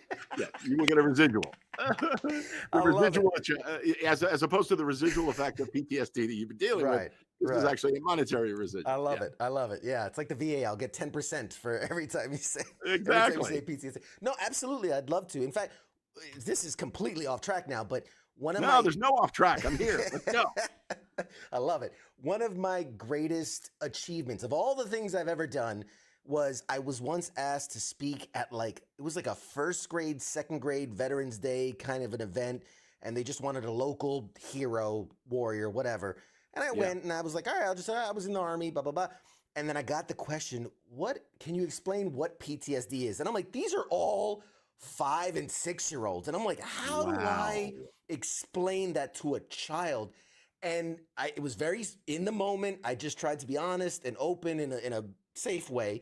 And I got a letter from the teacher who said the kids were blown away. They loved you. I still have the letter from the teacher. And she's like, that was the most locked in I've ever seen my kids. They were so curious and asked questions, and they loved your honesty and this and this. And I'm like, I was just winging it, but how great is that? And by the way, if you can explain it to 5-year-olds, that's I don't know if you're a fan of The Office, but remember Michael's like, you know, tell it to me at a 11-year-old level, and then they do, and he goes, tell it to me at a 4-year-old level. Well, if you do the show, this is what's waiting for you. I mean, this is worth it right there. I mean, yeah. And this is the website. Talk about it on video.com.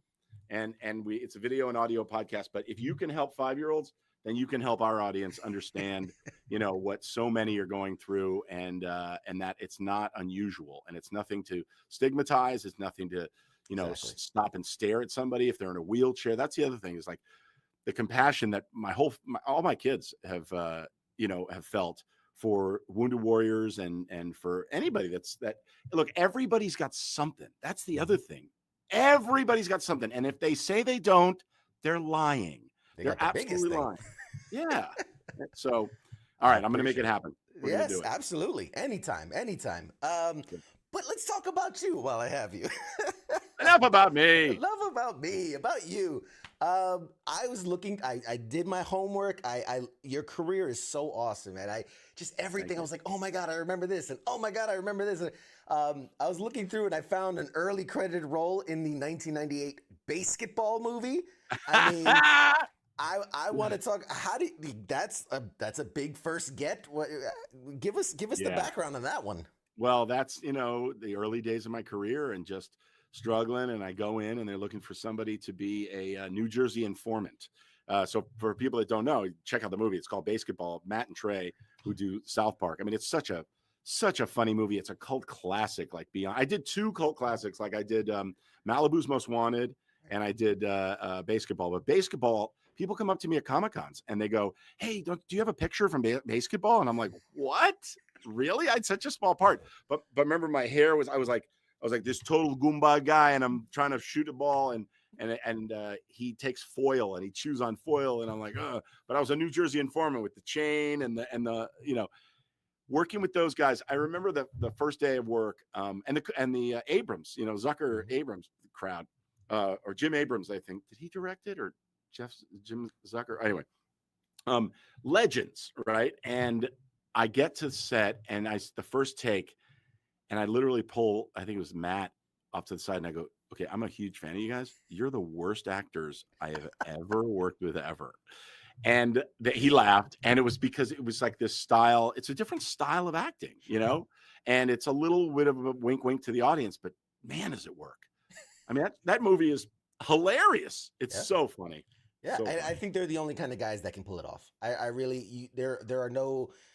How long has South Park been on the air, and their style of comedy and oh yeah, but look at Book of Mormon. Look at what is it, Captain America? No, America. Team America, World Team Police. America.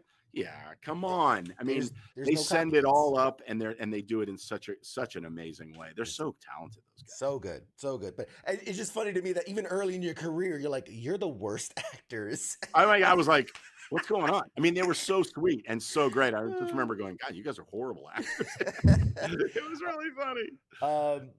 Just because, again, I want to keep you on time here, so we're gonna jump highlight to highlight. Felicity. I mean, obviously, we talked about your. Felicity is this show on the WB, and that's where I came up as an actor. I really and JJ and Matt created a show about a girl who goes to college. It's like, what? They wrote a beautiful show, and we're doing a podcast right now called Dear Felicity, because on the show she would talk into a tape recorder and go, "Dear Sally," and she would send notes to Janine Garofalo, was the voice of Sally, and so now it's Dear Felicity, and we're talking about the show that we all loved, and it's interesting because I was doing that show and The Hollow Man at the same time. And I don't know if you remember The Hollow Man with Kevin Bacon and me and Josh Brolin and terrified me as a child. Oh yeah, I mean it totally. But that was a busy year. That third season, it was crazy, and so I got a taste of like a really subtle, very naturalistic style of acting. And then The Hollow Man, where I'm working with an invisible Kevin Bacon, who's naked half the time, just walking around with his bacon hanging out, so anyway, just awesome. Crazy, man. So that was an interesting time. And then right from that, the last year of Felicity, I did the first year of Alias, both JJ shows. And JJ's like, "You're my lucky charm." I mean, he's the best friend anybody could ever have outside of work. Like everybody's like, "God, you're so lucky." No one has any idea how lucky I am to have him as a friend. He's really a true brother of mine, and he's just the best. But I did Alias, so I played Agent Weiss.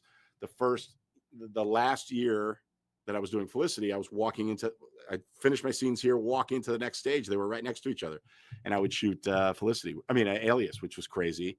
And then after Alias, I did a bunch of pilots and some shows, and then I got this big show, Heroes. I mean, that was my big show at NBC, and I had no idea. I thought I had reached, like, that people were just starting to recognize me and not know my name, but they'd be like, "Oh, you're the guy from you're that guy." Yeah.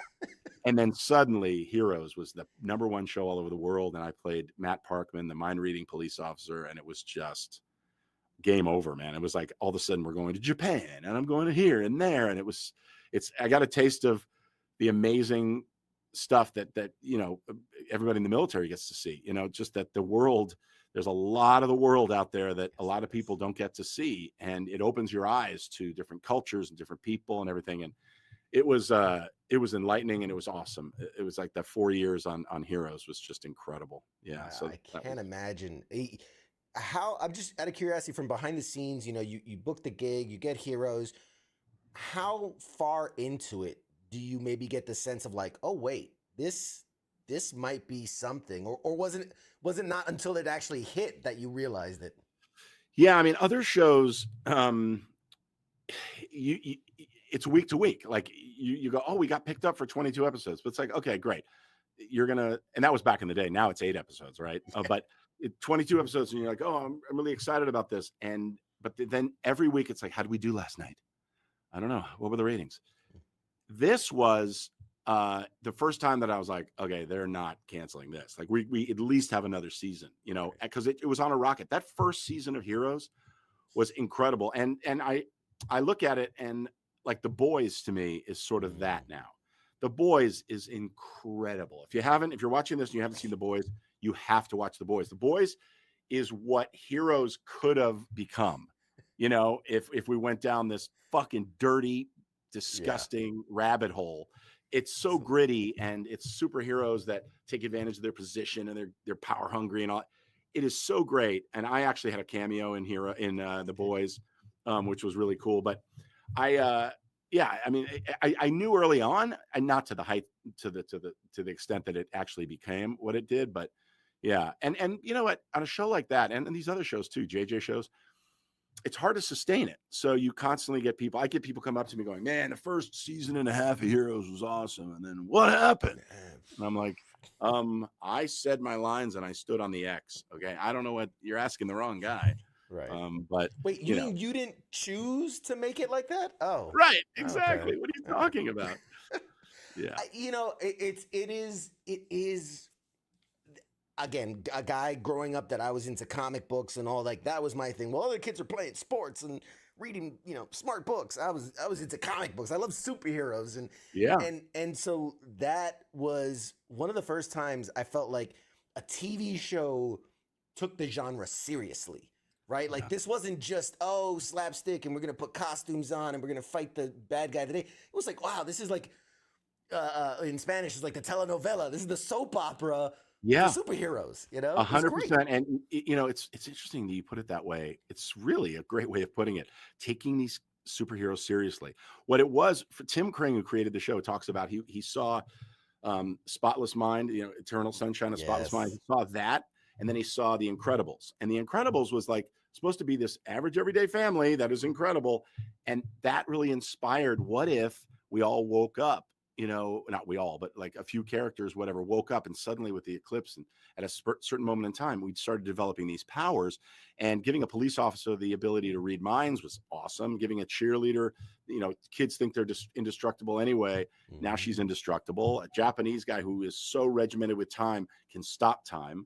A politician can fly. And there were so many cool characters, and it was again, I cannot believe I fell into that show at the right time, right place. And that they let me, and it's Jesse Alexander and Brian Fuller and Jeff Loeb and Joe Pekaski, and like incredible showrunner people that were on that show. And so, it's, and by the way, Tim Kring's trying to bring it back. I don't know if you saw that. I saw, yes. Yeah. So first, before we talk about that, because I do want to ask about that, but the Heroes Reborn, getting to come back to the character after that hiatus, we'll call it. Yeah. What's that like for you when they go like, hey man, it's coming back, do you want to be in it? We got something for you. Like, how does that feel for you to go back to that character?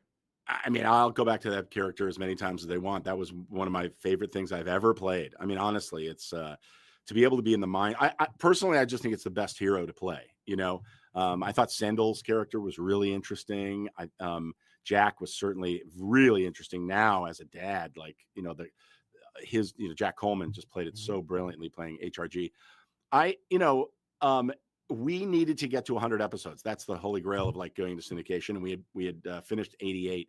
So they said, let's come back and do 12 more. And that's why we did. They did. And I was on a show, so I couldn't do it. And so that's why I joined late. Right. They wanted me to be a part of it, not as big as Jack. Jack was the star of Heroes Reborn, but it was, how many can you do? And I couldn't do that many. And then I was free, and they wrote me in. I did not love where my character went, to be honest with you. I'm sort of the shoulder to cry on, the dependable guy, the guy who's, doing this for his family. Suddenly I'm killing everybody. And it's just like, it was not very Matt Parkman like, and it wasn't explained well. But again, they had new characters and so many storylines to follow. But I was just so happy to put the Matt Parkman face on again. And it's so funny. So, I have 3 boys, and they're adults, but back then they were younger. And I remember we were having dinner and I was supposed to leave to go up to Canada and shoot. And they were like, Dad, you haven't played this role in a long time. And I said, come on, it's easy, whatever. And they go, make the face. Can you still make the face? And I said, the face? This is my face. And they were like, no, when you're, when I did this thing where I tilted my head, to listen to the thoughts. And they were like, can you still do it? Can you still? And I'm like, yeah. And so they go, do it. I go, guys, come on. And they go, do it. And I go, okay. And I do it. And my youngest, Sam, goes, no, that's not it. No. And I was like, what? It was so funny. They're like, no, you got to work on that. On the plane, work on it. But yeah, it was jumping back in was awesome. I jumped back in again. I hope Tim gets it going. It would be really fun to revisit that character for sure. Yeah, the Variety Eye report said that it's Heroes Eclipsed is looking like it's gonna happen. As of like April, I think was the last update, and so hope maybe the idea. I think I read that it's like it takes place a couple years after Reborn, so same universe, same potential for return characters, and maybe a redemption arc for someone. I don't know. Maybe, Let's go. I never knew why there wasn't like a TJ Hooker mind reader police officer show. Why I couldn't have been, like The Rookie. Nathan's a buddy of mine. I've done a few episodes of The Rookie, and I'm like, imagine if Nathan was a mind reading cop. It would be such a great show. I mean, it's a great show anyway, but I mean, just adding that superhero element to a normal police officer show, I think, could be amazing. So I was always hoping for a spinoff. Never happened, but there's still hope. Who knows? Missing out. I think it didn't. Was it American Dad? Maybe did like a parody. It was like Mind Cop or something like that, where it was a cop that had mind powers or whatever. But I think it was like telepathic. Maybe, I don't know. Whatever. By the way, so Scott Grimes, who is on the Orville, and he's the dad on Ted, and he's just incredible. He and I are in the band together. He is an action figure, just like me. And I've got Nick Marzak, who's our musical director, who's a incredible musician. I want to give him a plug right now. If you love like John Mayer type, but gritty, and like he's so good, and he's got albums out. Nick Marzak, go check him out on Spotify or wherever you get your music. You will not be disappointed. He's just incredible. He plays, and we've got Adrian Pazdar from Heroes is in the band, and Bob Guinea. And I started the band, years and years ago with Hugh Laurie, who still threatens. Dan Fogler plays with us. Jorge Garcia plays with us.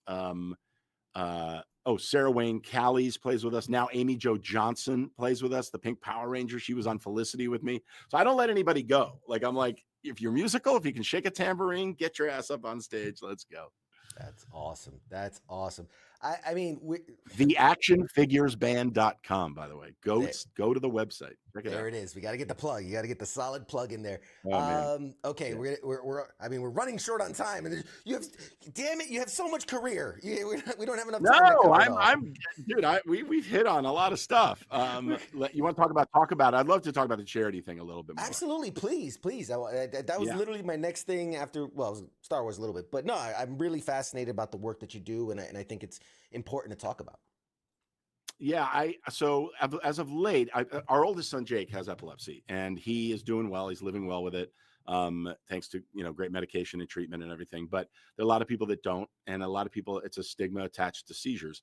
A lot of wounded warriors, a lot of people come back from the military, and they have seizures to deal with because of head trauma or whatever.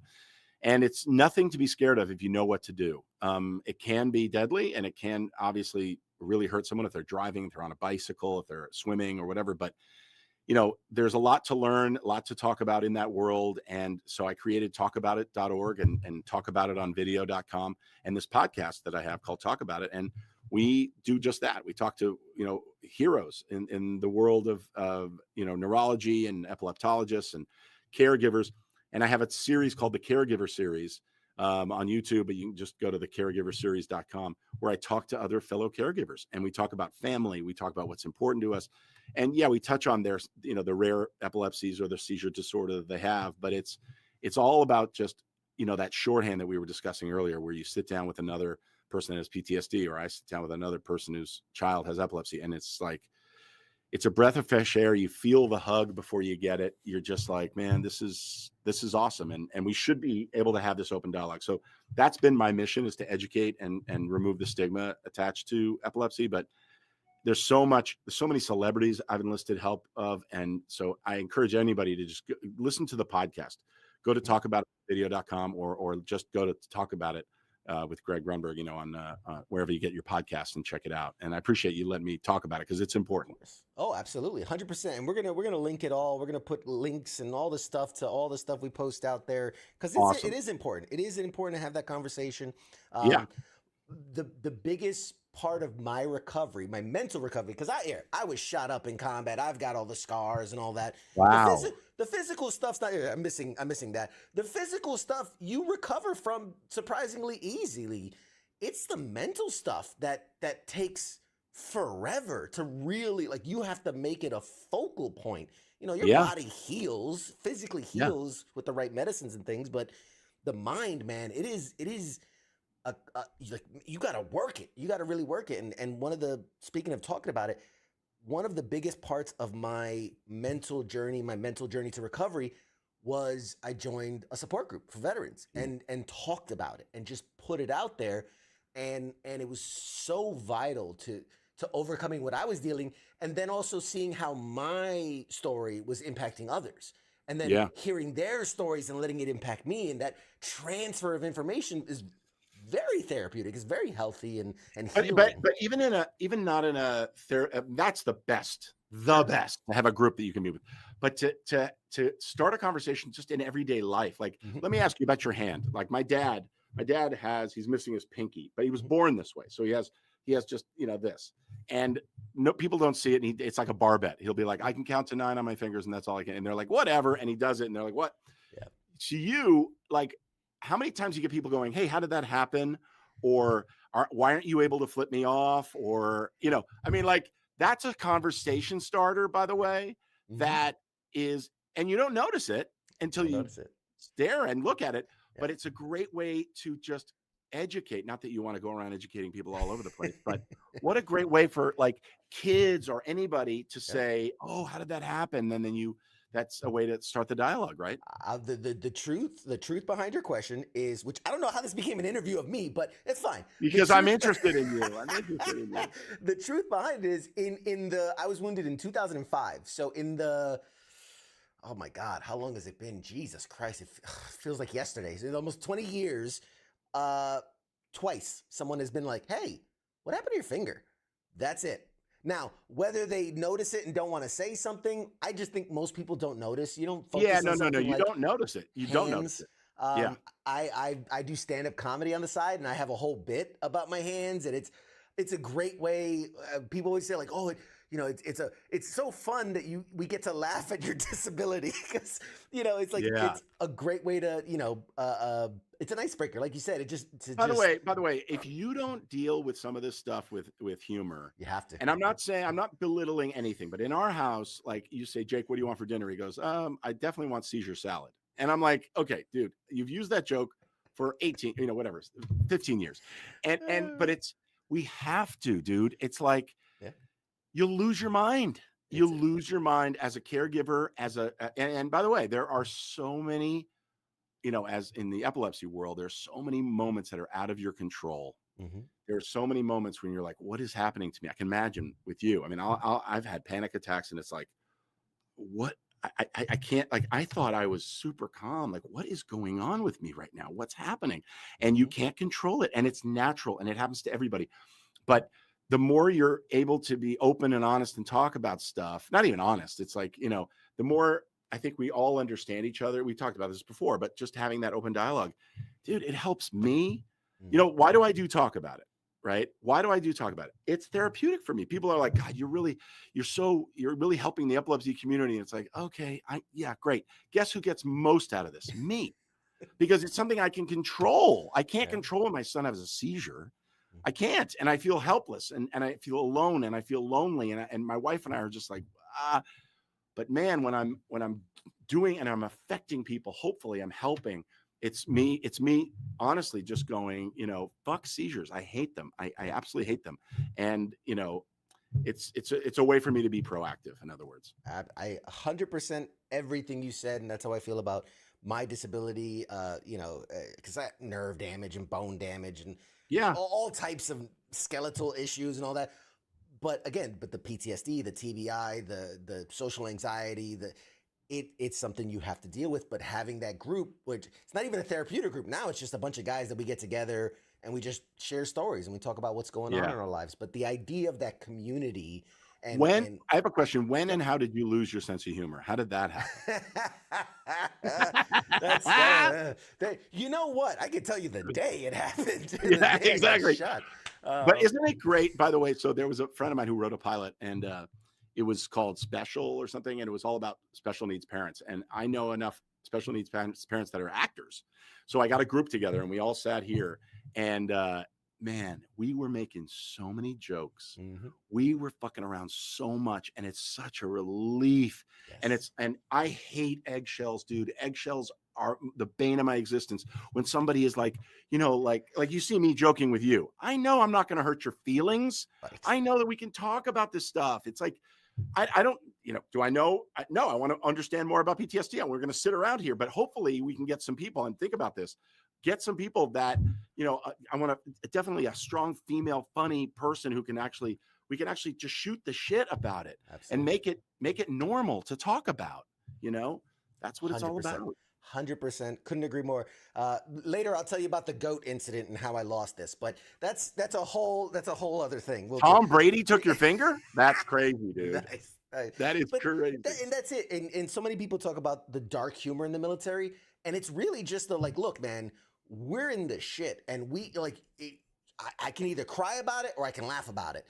And it's more efficient to put my energy into laughing about it and having that dark humor about it than you saw Hurt Locker? Did you see Hurt Locker? Of course. Yeah. I mean, when he's standing there in the cereal aisle, that to me said everything. Like, how do you go from, and especially, dude, I can't even imagine, like, when you're, it's life and death every second, right? You're just like, anything could happen at any second. You don't know who to trust.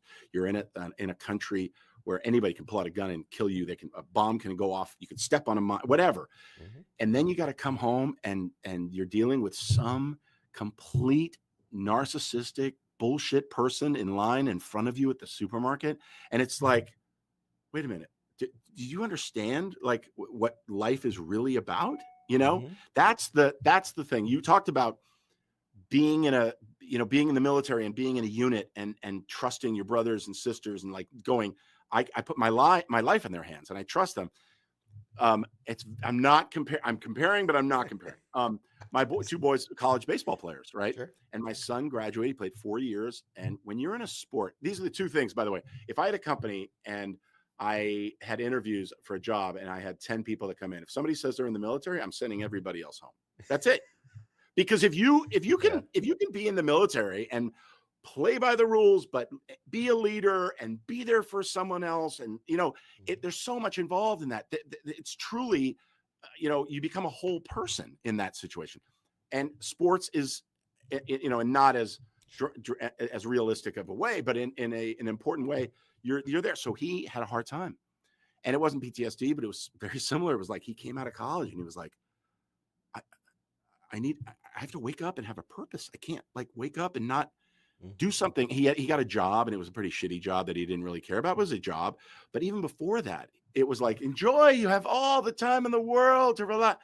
Well, guess what? He had all the time in the world to think about what he wasn't doing and to be in his own head. I mean, this is we're already on the talk about it episode that I want to talk about, but it was, and he went and saw a therapist, and he was fine. He actually got a job or whatever, but it's that level of importance. And, you see what's really important in life and in the world. And then how do you apply that? It's like, how do you continue that, satisfy that? It's, I'm not saying that it's Pitocin and it's like something that fires you up, but there's this adrenaline rush that is like all of a sudden gone. You know, so it's interesting. I can't wait till we talk about all that. One of the big, and we're gonna wrap it up because I do want to let you go Yeah. on time. But one of the biggest things, I have to pee, dude. I gotta pee so bad. I can't even tell you. Suck it up, Buttercup. All I right, know so- exactly. Can I borrow your canteen? Yeah. But no, one of the biggest things that I've talked to most veterans, wounded or not, just leaving the service, the biggest thing to overcome is the loss of identity, loss of self, loss of purpose, right? Yes. And having to find a way to click that over in your mind that this is my mission now. This is how I help. And it's a big part of the recovery. So, but you know what's interesting is, and it's hard to see it when you are lost in that, what is my purpose now? But to be able to say that you have a purpose, you can identify having a purpose. That's a gift, dude. I'm sorry, that's a gift. Most people, I really will say, most people go through life and they just don't have a purpose. Yeah, and they leave this earth, and hopefully after, in their 90s or whatever, and it's like you say, well, tell me about that person. If they can't tell you about that person with an elevator pitch about them, like, man, he really cared about other people, or God, he was hilarious, or man, she really did good here, or she was the friend of the. What are you doing? Yep. What are you doing? So it is a gift to be able to say, I was in the military and I had a purpose. I actually made a difference. I did something. And then I understand, just try and find something at that same level as a civvy. Good luck. Yeah. Everything you said, I agree with it. I just want to give you a hug. Dude, let's do it. Come on here. Here we go. Oh, hug about it. Hug about it. Well, I will see you at shore leave because I will be there. So that's going to happen. And I have a gift for you. It's somewhere sitting around here, but I have a gift for you, and we'll swap for sure. Okay, yeah. Since I'm gonna see you, I'm not gonna mail this to you. I'll bring it. Yes, okay, it'd be better that way. A hand swap. But I'll give you the last couple seconds here, man. We've held you longer than I should have, but what a great conversation. Absolutely phenomenal conversation. Dude, you're the best. We got to have you back on in the future. Later on, we'll do the deep dive into the career and really dig in. Or anytime, even if you were like, you know what, this thing just dropped on, I want to know what Greg thinks about it. Even if it's a little quick thing, dude, I'm here for you. I really love talking to you. And I love reaching the obviously the pop culture world. So and the military thing, forget about it. I'm all about that. But honestly, like even if you're like, we're gonna cover the latest, Monarch or whatever, just prep me and I'll come on and do a little segment for you. I'd love it. Love it, love it, love it, dude. You're amazing. Careful what you ask for, man. I'm not kidding, dude. Come on. I've got a great friend, Vanessa Marshall, who's a voice actress who does voices. She is Hera in Star Wars Rebels and a bunch of other things. Yeah. And she made an offer once. I went, be careful what you wish, because I have no shame. I was infantry. I'm used to jumping in front of bullets. I got no shame. I get it. No, I'm there, dude. Absolutely love it. I'll give you the last couple seconds here. Promote anything you want to promote, and then say goodbye to the audience, and I'll end it here. I want to take this last opportunity to talk to anybody in the military that's watching or listening to this right now. I don't give a shit what you got in your head right now. I don't care about what it is. Don't hold it inside. Talk about it. You want to get better. You want to understand something. You want others to understand you. Please don't hold it inside. All it does is fester and get there's nothing healthy about that. And if people don't understand, that's their problem. That's why I've got Talk About It. I do it for the epilepsy community, but now we're branching out. Obviously, we're going to do an episode with you and a couple other people. But thank you to everybody, including you. Thank you so much for everything. I know it's trust me, when I hear it, I'm like, what am I supposed to do? That's the other thing, by the way. That's another conversation is when you and your wife, how do you do it? How do you do it? I'm like, what am I supposed to do? What are you talking about? So I get it. And when somebody said, but just know that when you're at an airport and you walk by and somebody says, hey, thank you for your service, they're saying it because they need to say they need to say it to feel good about themselves. And they want to actually say, I really mean it from the bottom of my heart, man. Thank you, thank you, thank you. And thank you to everybody else who's out there watching and listening right now. Yeah. Oh, God bless. Guys, ladies and gentlemen, everybody, Greg Grunberg, this is not the last you've seen of him. Look for my episode when I host his show, and exactly, we're doing it. This is the prequel to that show, and it's gonna be a whole thing. A universe will build, and we'll get J.J. Abrams involved, and it's a whole thing. There you go. We'll do it. Awesome. All right, guys, we're going to toss to a short break. More show after this. Greg Grunberg, everybody!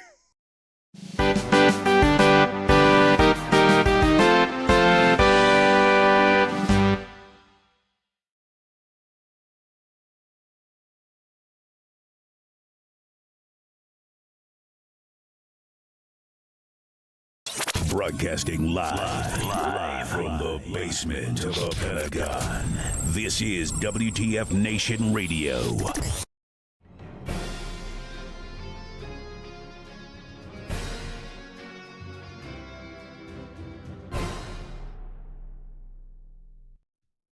Hey, everybody, we're back. We're back. Let's bring on our good friend, Angry Elf, everybody. Hello. How awesome was Greg Grunberg? That was awesome. That was definitely awesome. That man, I feel like we only talked about his career for like 3 minutes, but just He was broing out on you. He wanted to know everything about you. This was not CQ interviews Greg. It was Greg interviewing CQ. Look at me, I'm blushing. Yeah, you were like you were at the beginning. Like, dude. How awesome is he, though? How awesome You need to go let Mrs. Pop Culture Warrior know that she's got competition. And he's a sugar daddy. I mean, you heard him offer to come on and do segments. I mean, this might now be the Greg bubble. I mean, yeah, you guys might be out of a job. I mean, that's fine. The one that's going to be really butthurt is Mad Mike. You know? Oh, man. And let me tell you something. For those that think, and even it's myself, where you're like, it's all fine and dandy to say that when the camera's on. Yeah. It's our actions off camera that right. He was nicer and funnier and more heartfelt even off camera. And literally, as we ended that interview, I'm like, hey, man, thank you for coming on. That was awesome. I really appreciate it. And he's like, hey, he reminded me, he's like, hey, I'm serious. Let's link up. I want you to do my podcast. I want you to, you to help me with this and da-da-da.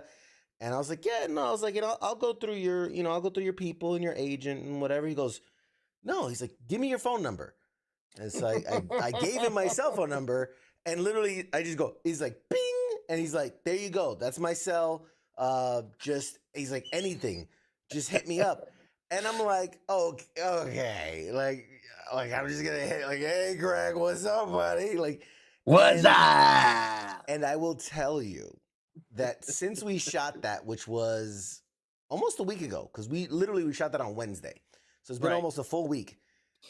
Like the next day I shot him a text. I was like, hey man, just wanted to say thanks. That I really enjoyed our talk and whatever. And again, not expecting anything. And he wrote back and like, dude, we've been texting back and forth. I feel like such a nerd. Like I feel like it's such a guy crush. We've been texting back and forth. He's just so nice. And but no, like I asked him because there was some industry stuff that I wanted to ask him about, and he's doing a couple things. And I was like, hey man, I see you're involved in this. So I'm just trying to get a little information and business talk, shop talk, and whatnot. And like even today, I was like, hey.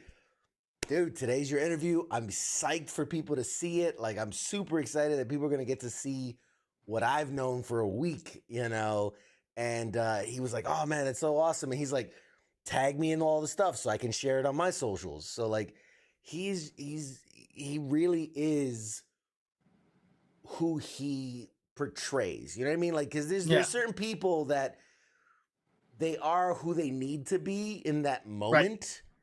And then there's the people that just are who they are, and he is who he is, and I love that about him. And I'm very excited to see him in July when we're at shore leave, and yeah, man, I got a new bestie.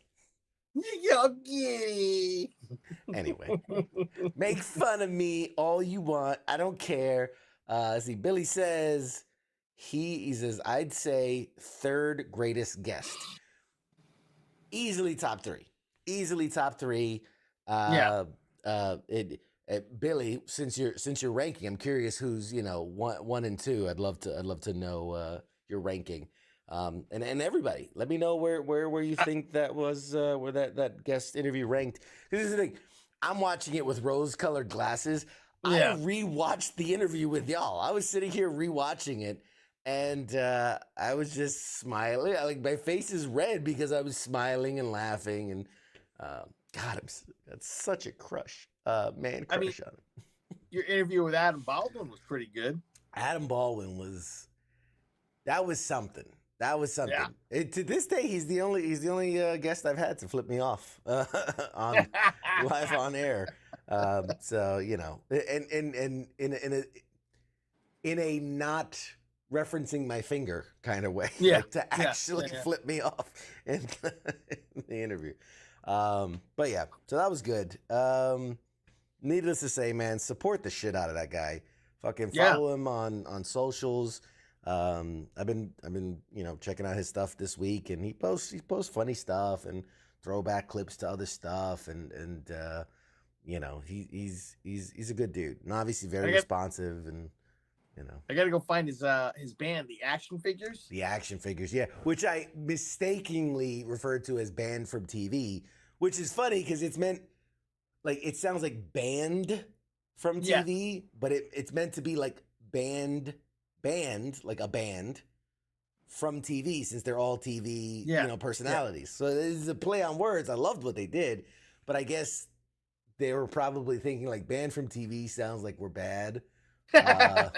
And so the Action Figures, I think it was a smart move. Yeah. But I've always known them as banned from TV. I wasn't aware of the switch to Action Figures, which again makes sense and is pretty cool. Let's see. King says Vanessa is his favorite, which hard to argue. She's awesome. And Orlando Jones is his second. Yeah. That's good. Those are some good ones. Quality ones. What about you? What do you got, Angry Elf? Hit us with the. There's so many good ones. There's so many good ones. Like I said, Adam Baldwin. That's one. I mean, Mother Lover. Mm-hmm. That was Yeah. Hard to beat. That was a good one. I think a classic is Agent Coulson. Right, Oh, Clark true. Gregg, you can't go wrong. Louis Anderson before he passed. I mean, he was so sweet, so nice. Yeah. There's so many. Robert Patrick, the fucking Terminator, bro. You've had some class acts on. It's been good. Even Breck Bassinger, who was Stargirl. She's not the biggest, but it was a really fun conversation, and you really get to see their personality outside of the spotlight, and all the voices. Phil Lamar, dude, fucking Rob Paulson.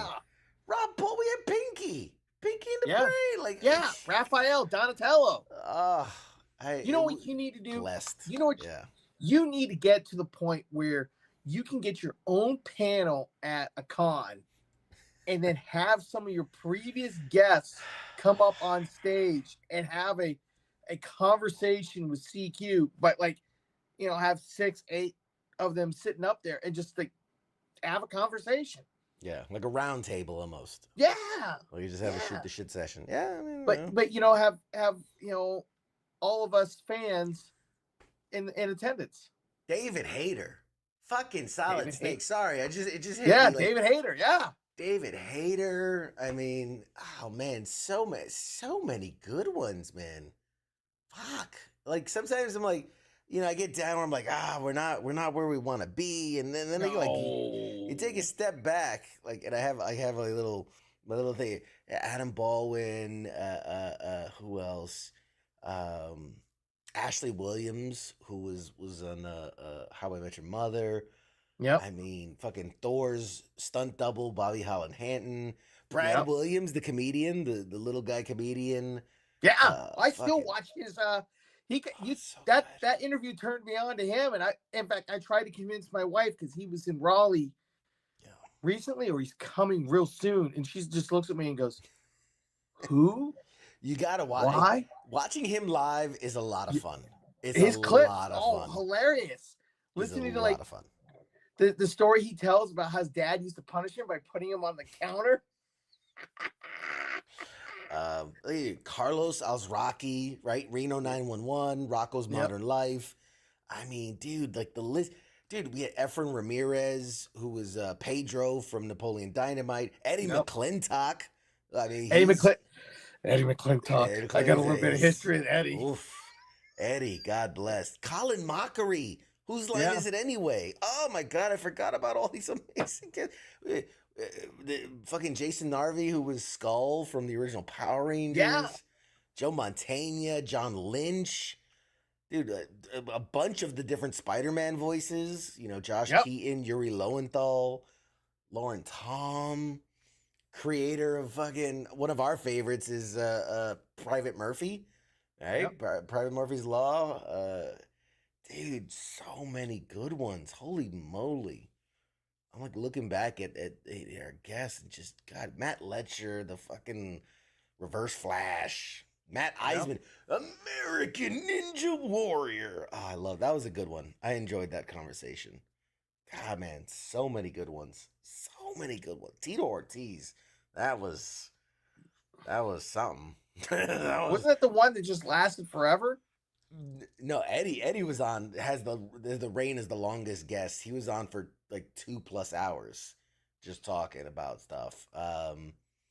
Yeah, man. So many. So many. Cheyenne Sobyan, which was the dude from what was that CW show? Legends of Tomorrow. He was the airbender on that one. Dude, so many good people. Sean Kanan, Karate Kid, fucking Cobra Kai, Amani Hakim, who's in what was it not Vision Quest, something Quest, and she was on Everybody Hates Chris. Oh yeah. So many people. You know who we got coming on next week? I guess this is a great segue into who's our guest next week. Sergeant Slaughter himself. No, better. Someone who has touched you in a very delicate. You got my wife on. You're interviewing my wife. That'd be funny though. Oh God, no. Chris Claremont. What? Chris Claremont, the legend behind X-Men. For all the people who don't read comics, but like you know of the X-Men, you only know of the X-Men that Chris Claremont created. You know, yes, if you were a animated series or if you enjoyed X-Men 97, you have to thank Chris Claremont. He is the godfather. Yes. He is the man that made the X-Men had existed before him, but he put X-Men on the spot. Yes. He, you know, like what Todd McFarlane did for like Spider-Man and revolutionized the character. Chris Claremont changed the game. Yes, he did. X-Men. Everything that you know of X-Men today, you know, 80s and beyond, is all traced back to Chris Claremont. And yes, we have him live right here, Pop Culture Warrior, next week, Tuesday, 9 p.m. Eastern, right here. And let me tell you something. We were having a conversation, me and him back and forth. He's like, I want you to know, I don't fucking do late interviews. He's like, I go to bed early. So the fact that he's staying up, wow, it's that powerful. Like this means that much to him. He's like, I don't really do interviews anymore. They're a fucking waste of my time. He's like, everything you could know about me is out there. It's in books. Yeah. It's in things. He's like, I don't really do interviews. And then he goes, if I do interviews, I fucking don't do them at 9 o'clock at night. But he's like, for you, I will do the interview. I would do it late as fuck at 9 o'clock at night. Because he's an East Coast guy too. So yeah, it's definitely late. Did I tell you who I met in April? No. Larry Hama. Larry Hama. Why does that name sound familiar? He wrote Wolverine for a while. He wrote all of G.I. Joe, Real American Hero, the comic book why. series from Marvel.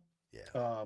But yeah, I got to meet Larry Hama himself, and I kicked myself after the fact because I should have brought my copy of X-Men 70, or excuse me, Wolverine 75 that he wrote, post antimantium extraction via Magneto. I should have brought that and had him sign it, but no, I got a pretty badass Snake Eyes print that he signed and whatnot. But yeah, I got to meet Larry Hama. Yeah, man. That was awesome. That's awesome. Yep. Yes. Oh man. So there's so much, so much. What does he say here? It said, I'm reading all the comments. Someone said, "Hey, send money." Send me money first, and then I'll send you money. Wait, are you a Nigerian prince? Yes, they owe me. They way owe me. But yeah, so needless to say, our next couple weeks are just jam-packed with incredible guests. All of June is booked. Pretty much all of July is booked when I'm in town. And it's only gonna get, when I tell you I got some people, bro. I got some people lined up. The sky's the limit. We have so much is happening. We got Shore Leave coming up in July. Yep. So we'll be talking to everybody there. I've got I think the week before that I'm in California for MGS Con. And all the incredible guests that are going to be there. It's so much. New York Comic Con's right around the corner. Dude, it's an exciting time. All I can say is an exciting time. Lots of coming for those that missed it earlier. Like I said, all this, you can't see it, but everything I'm looking at right now is all gonna change. You might notice I'm thinking as I'm thinking this out. So this camera that's here is probably gonna be over here with a slight angle. So like you can't really tell that that's a shield back there, but I think once this camera slides over and tilts a bit, you might actually be able to notice that's a shield on that back wall and not just kind of like a, I don't know, weird discus shape. But yeah, a crazy amount of monitors that's going to allow me to do a lot more things and monitor a lot more things. And yeah, and then I'm going to have to stand. The desk is going to go up and down. It's God, awesome. He's going to be moving. It's going to be moving and grooving. And I might be able to keep up, but when Mad Mike comes back, he's going to be confused and lost, and just going to be. He's like, I don't like changes. So many changes. Hey, I just got one request. If you ever get Harrison Ford, all right. You never know, right? Sure. Okay, let's play Mad this Mike game. Has to interview Harrison Ford because then it'd just be like. Rubble.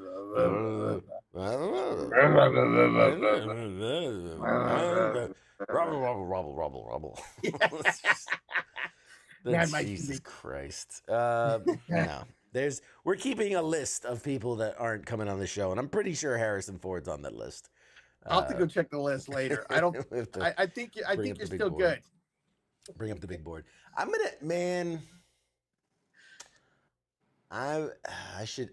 really need to. One of these days, I'm gonna set time aside to work on graphics, and I really want to do that like Family Feud style board, and it's just gonna have celebrities that won't come on Pop Culture Warrior, and it's gonna have number one, Keanu Reeves, number two, Harrison Ford, and it's gonna. I'm gonna make it. I'm gonna make that one day. I still have. If you were you watching last week? Yes. I still have my script notes for I forgot what we were calling it, but the story of the finger that's gonna crawl its way back from the Middle East. I love it. Here are the notes. Starts off with inspired by a true story.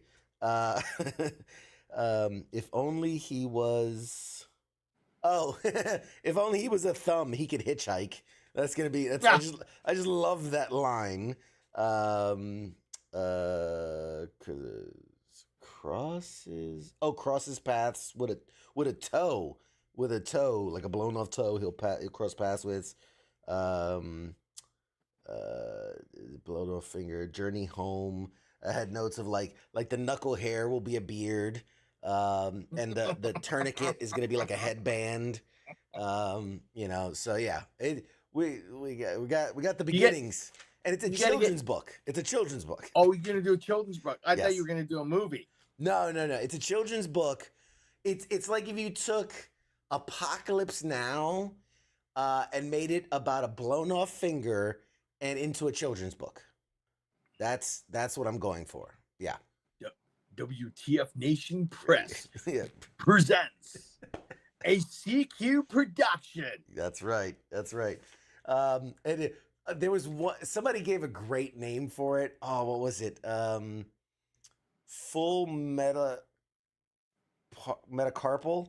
like right, like Full Metal Carpal. Yeah, instead of like Full Metal Jacket, yeah. Anyway, there was And the pro great. I gotta go back into the chats because there were so many great and the promo has to be the finger coming out of the water, like the poster for Apocalypse Now. I was thinking of like, what was it? Was it 2001: A Space Odyssey? Where Yeah. And it's just a finger. Yep. Anyway, sorry, we've completely lost the thread here. It's good. It works. I should probably get this show back on the rails. Let's see. Where do we leave off? Do we have something else to talk about? Just kind of, since we were going off of like nostalgic things, I found this story. And hang with me, and we'll wrap it up after this. It's time to head back to the arena for another reboot of one of America's classics, American Gladiators. That's right. The competition series that rose to prominence in the late 80s and early 90s has found itself back in the zeitgeist on a couple different occasions, because there was it was a reboot or whatever a couple years ago, right? There was that a couple years ago, but there was also the recent Netflix did an unauthorized documentary featuring the American Gladiators of the past. There was another documentary done by ESPN, which was like a 30 for 30 American Gladiators. And what made it a hit was obviously the physical competition. It really is kind of early roots of like reality TV. It was, competition shows. Things like American Ninja Warrior. Oh, I mean, like that's their roots. That's their heritage. They've paved the way for it. So apparently, according to Deadline, Amazon, again, because Amazon is just doing it all, has ordered an American Gladiator reboot for Prime Video. MGM Alternative and Amazon MGM Studios will produce American Gladiators in association with Flora John Films, the production company from American Gladiators co-creator John Ferraro, who is also an executive producer. It will pit the American Gladiators versus amateur athletes against a rotating cast of obstacles and challenges and all types of crazy stuff. Some of the classic competitions set to return in the reboot are the Gauntlet, the Hang Tough, and the Eliminator. So I think I'm ready. Yeah, I was gonna say they should get a Wounded Warrior to participate, and that would be a terrible idea. A bunch of broken veterans go up against. But you know what? Glad. I could see it. The gridiron, the tenacity, the piss and vinegar. Oh, go God. fuck yourself. Remember, was it Spike TV did that Pros versus Joes? Do you remember that? Where they pitted like professional athletes against like everyday, like guys like King. And they were like, look, I could take a tackle from a linebacker, and it was like, bah! Wow. Fucking Next thing you know, destroyed him. intensive care tomorrow. Like, that's Waking all I up can thinking imagine. 2 weeks later. Oh God. Oh Jesus. No, if I could do anything, funny enough, we've had two people, and it's burrowed into my brain, two people that have talked on this show about the game show 25 Words or Less. We had Mary McCormick, who's an executive producer, and then we just had Greg, who's a regular on the show. I'm like, you know what?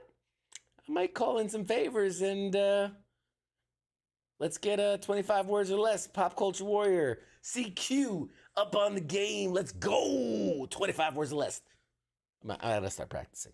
I'm gonna reach out to him. I'm serious. You've got to. I mean, you've already got one game show under your belt. You need to get some more. I'm gonna start the rotation. I gotta start going through the whatchamacallit. See if you can get on Wheel of Fortune before Venom comes off.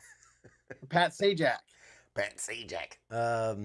Dude, speaking of game shows, last thing, they just ordered you can't really call it a reboot. What is it? A spinoff of Jeopardy called Pop Culture Jeopardy.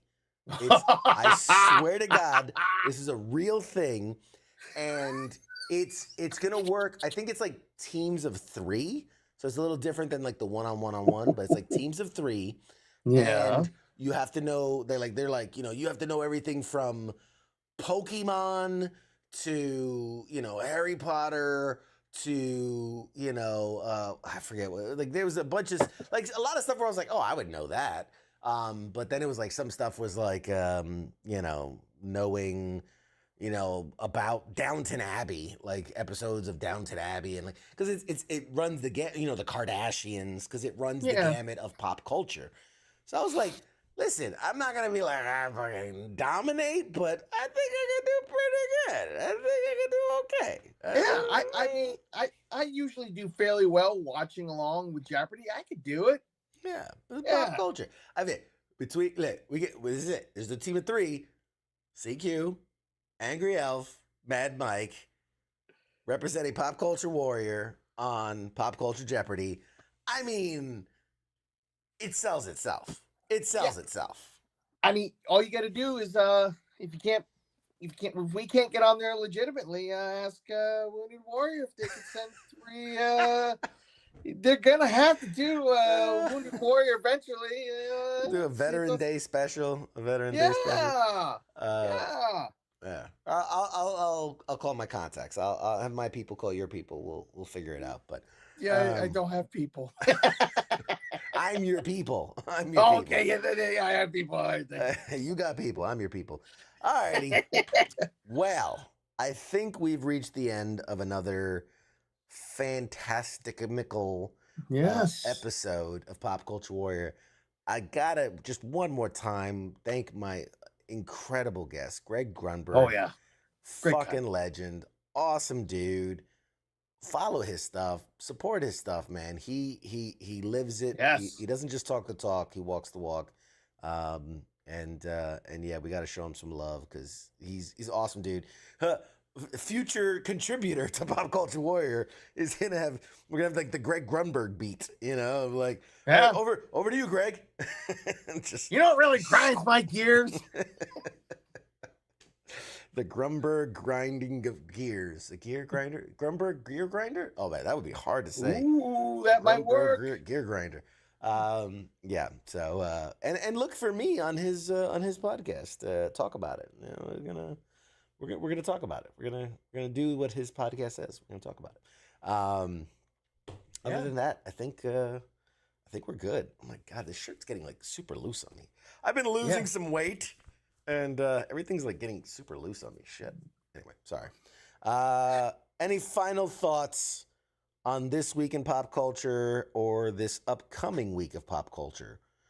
A certain Godzilla movie is on Netflix. -1. Dubbed in English. Mm-hmm. And I just need to find the time this week so my daughter and I can sit down and watch it. Because I don't think she could handle reading all the subtitles, but now that's in English. Who's the guy that saw it before it was released and said it was going to be one of the greatest Godzilla movies ever? Hey, I've heard nothing but good things about it. It's just now I got to go pop some popcorn and sit down. You heard nothing but good things about it, starting with CQ We're from Pop starting with Culture CQ. Warrior. Yes, When I saw Pop Culture Warrior on back in Tuesday September. night. Yeah, back in September, I saw it. I was at the Japanese, what was it called? The Japanese ministry. That's not the ministry. It was like the arts and something and appreciation. They have like a whole. It's a building. It's a culture appreciation thing, and at Comic-Con they invited me out to watch an early. This is before anybody really even knew about the movie. They're like, "Well, we have this early screening of the next, Godzilla movie," and I was like, "The one with King Kong?" They're like, "No, not the American Hollywood bullshit. No, We mean like the real Japanese Godzilla, real one." And I was like, "Oh, bet." And I watched it, and I was very impressed. So you'll enjoy it. You'll enjoy it. It's very good. Yeah. Alrighty. Anything you want to say about Star Wars Acolyte? Because I know there's people out there that might be wanting to watch it. I'm just. You know what? This is gonna be my moment, and I'm just Sandbox. gonna turn around and tell you, the showrunner Leslie Headland, she's bad people. Former executive assistant to Harvey Weinstein. Allegedly bad people. No, she wasn't allegedly his, but she was his. Bad people, allegedly. Yeah. Allegedly, Slander. she's a bad person. But the point of the matter is, I don't like her, and I'm not gonna watch her stuff, and I'm just gonna pretend this didn't exist. And I don't care what anybody says. You can't force me to watch it. There are only 4 lights. Thank you very much. 4 lights? Is that like a play on acolytes? No. I don't get it. It's a Star Trek reference. Oh. Nerd. Anyways. No. Oh wait, isn't this a safe space for nerds? Not for you. Not for people in the bubble. Not for me. Oh, Yeah. I see how it This is. area is a safe place, but this bubble is outside of the safe space. Oh no. Anyway. You haven't been to my alcove, my bat cave. Billy just watched Atlas. Not too bad. Get the fuck out of here. I'm not gonna let you trigger me. All right. We all know that's absolutely garbage. That's absolutely garbage. Alrighty. Anyway. Yep. Thank you all, as always. And Billy, I do owe you a prize. Mm-hmm. That is a fact. I do owe you a prize. Remind me. King, I know you liked Atlas because you like all the garbage movies out there. You also like the Fast and the Furious franchise. So that's whatever. Easy there. Don't die. Don't die on me. We need you. I'm good.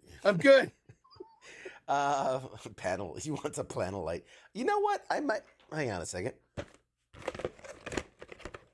I might actually have a panel light. So Ooh, sign it. CQ. Sign a panel light and send it over. I've been working on that. Alrighty, guys. Anyway, did you do a giveaway today? No, I did a giveaway last week. And I'll mention this just the last time, just because up front I put up some notes, and I really want as many people to know about this as possible. New setup starting next week.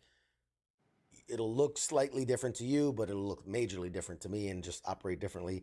But with that, also, I've been testing out streaming vertically. So depending on where you're watching me right now, I'm either horizontal HD in places like YouTube and Facebook and other places. But on Twitter, on Instagram, on TikTok, I should be vertical with instead of Angry Elf here, he's down here, right where he belongs. And so I'm working on that, and there'll be graphics and all types of things. So that's happening. Friday night tabletop exercise FTX is going to get a major upgrade here very shortly. Very excited for that. All new, all exciting, very cool stuff. And what else? What else did I think that's everything. Yes, lots of guests coming and giveaway. Oh, and last thing, we are finalizing a deal with a company that wants to sponsor a couple giveaways, and it's going to be really cool stuff, like authenticated, not just autograph, but authenticated autographed movie posters, scripts, movie props, just some really, really cool stuff. And that will be obviously for the show, and then maybe some exclusive on Patreon and a bunch of other things. So very exciting. I so much cool stuff coming. Oh God, I'm so excited. I'm so very excited. Check us out on Pop Culture Jeopardy and and 25 words or less and all the other things. I'm going to, as King says, I'm going to speak into existence. I'm going to put it out into the universe. It's gonna happen. He's gonna spread his wings and fly. Yes, this is we're only here, and we've got all the way to go to get up here. So very exciting stuff coming soon. And as always, stick with us. Let us know. Let me know your thoughts. Let me know what you're thinking. Let me know feedback, good, bad, positive, whatever. I appreciate it all. Keep sending stuff. Interact with the stuff on social media, man. Help me reach more peoples. Like, share, subscribe, comment. Do all the shit. You know it. You know it. You know the things to do. Please, because that's how the algorithm picks us up and sends us to other people that haven't had. Like, you've had the pleasure. You out there. You watching me right there. You've had the pleasure of me. Now, no, not you, them, not you, them, you. Let other people get a chance. Like, I know you guys love getting all the free shit I give away, but let other people get a chance. That's all I'm saying. Let other people get a chance. Okay? Think of the children. Think of the children. All right. Enough of that. Guys, thank you as always. This has been a blast. I appreciate you. I want to thank Angry Elf for stepping in and filling in the lazy Mad Mike, who's too good to appear most nights, but I think, he's got to sun himself sometimes. Yeah, he's got responsibilities. I think he's just traveling. He's traveling with the family, and the summers are when they're like out and about doing stuff. So I don't blame him. It's fucking hot in Florida, man. Got to get out of there. Summertime, get the fuck out of Florida.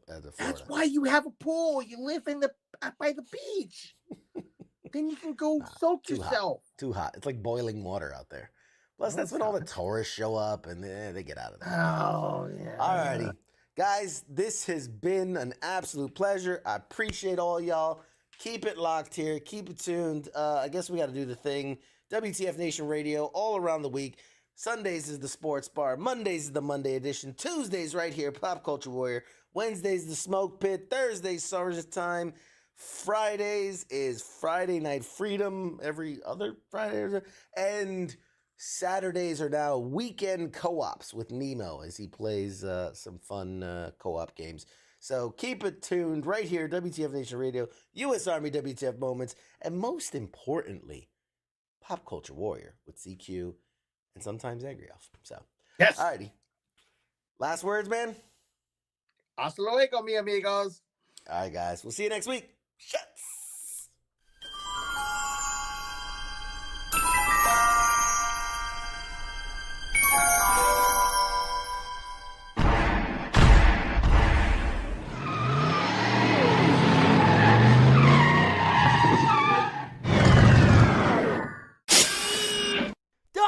Doc! Oh, no! We're too late! We missed it! Oh, jeez, this is heavy. Ah, wait a minute, Doc, I got a time machine!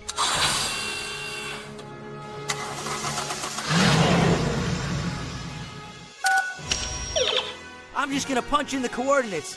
Pop Culture Warrior Tuesday night, 8 p.m. Eastern Standard Time on WTF Nation Radio. Now crank this bad boy up to 88 miles per hour.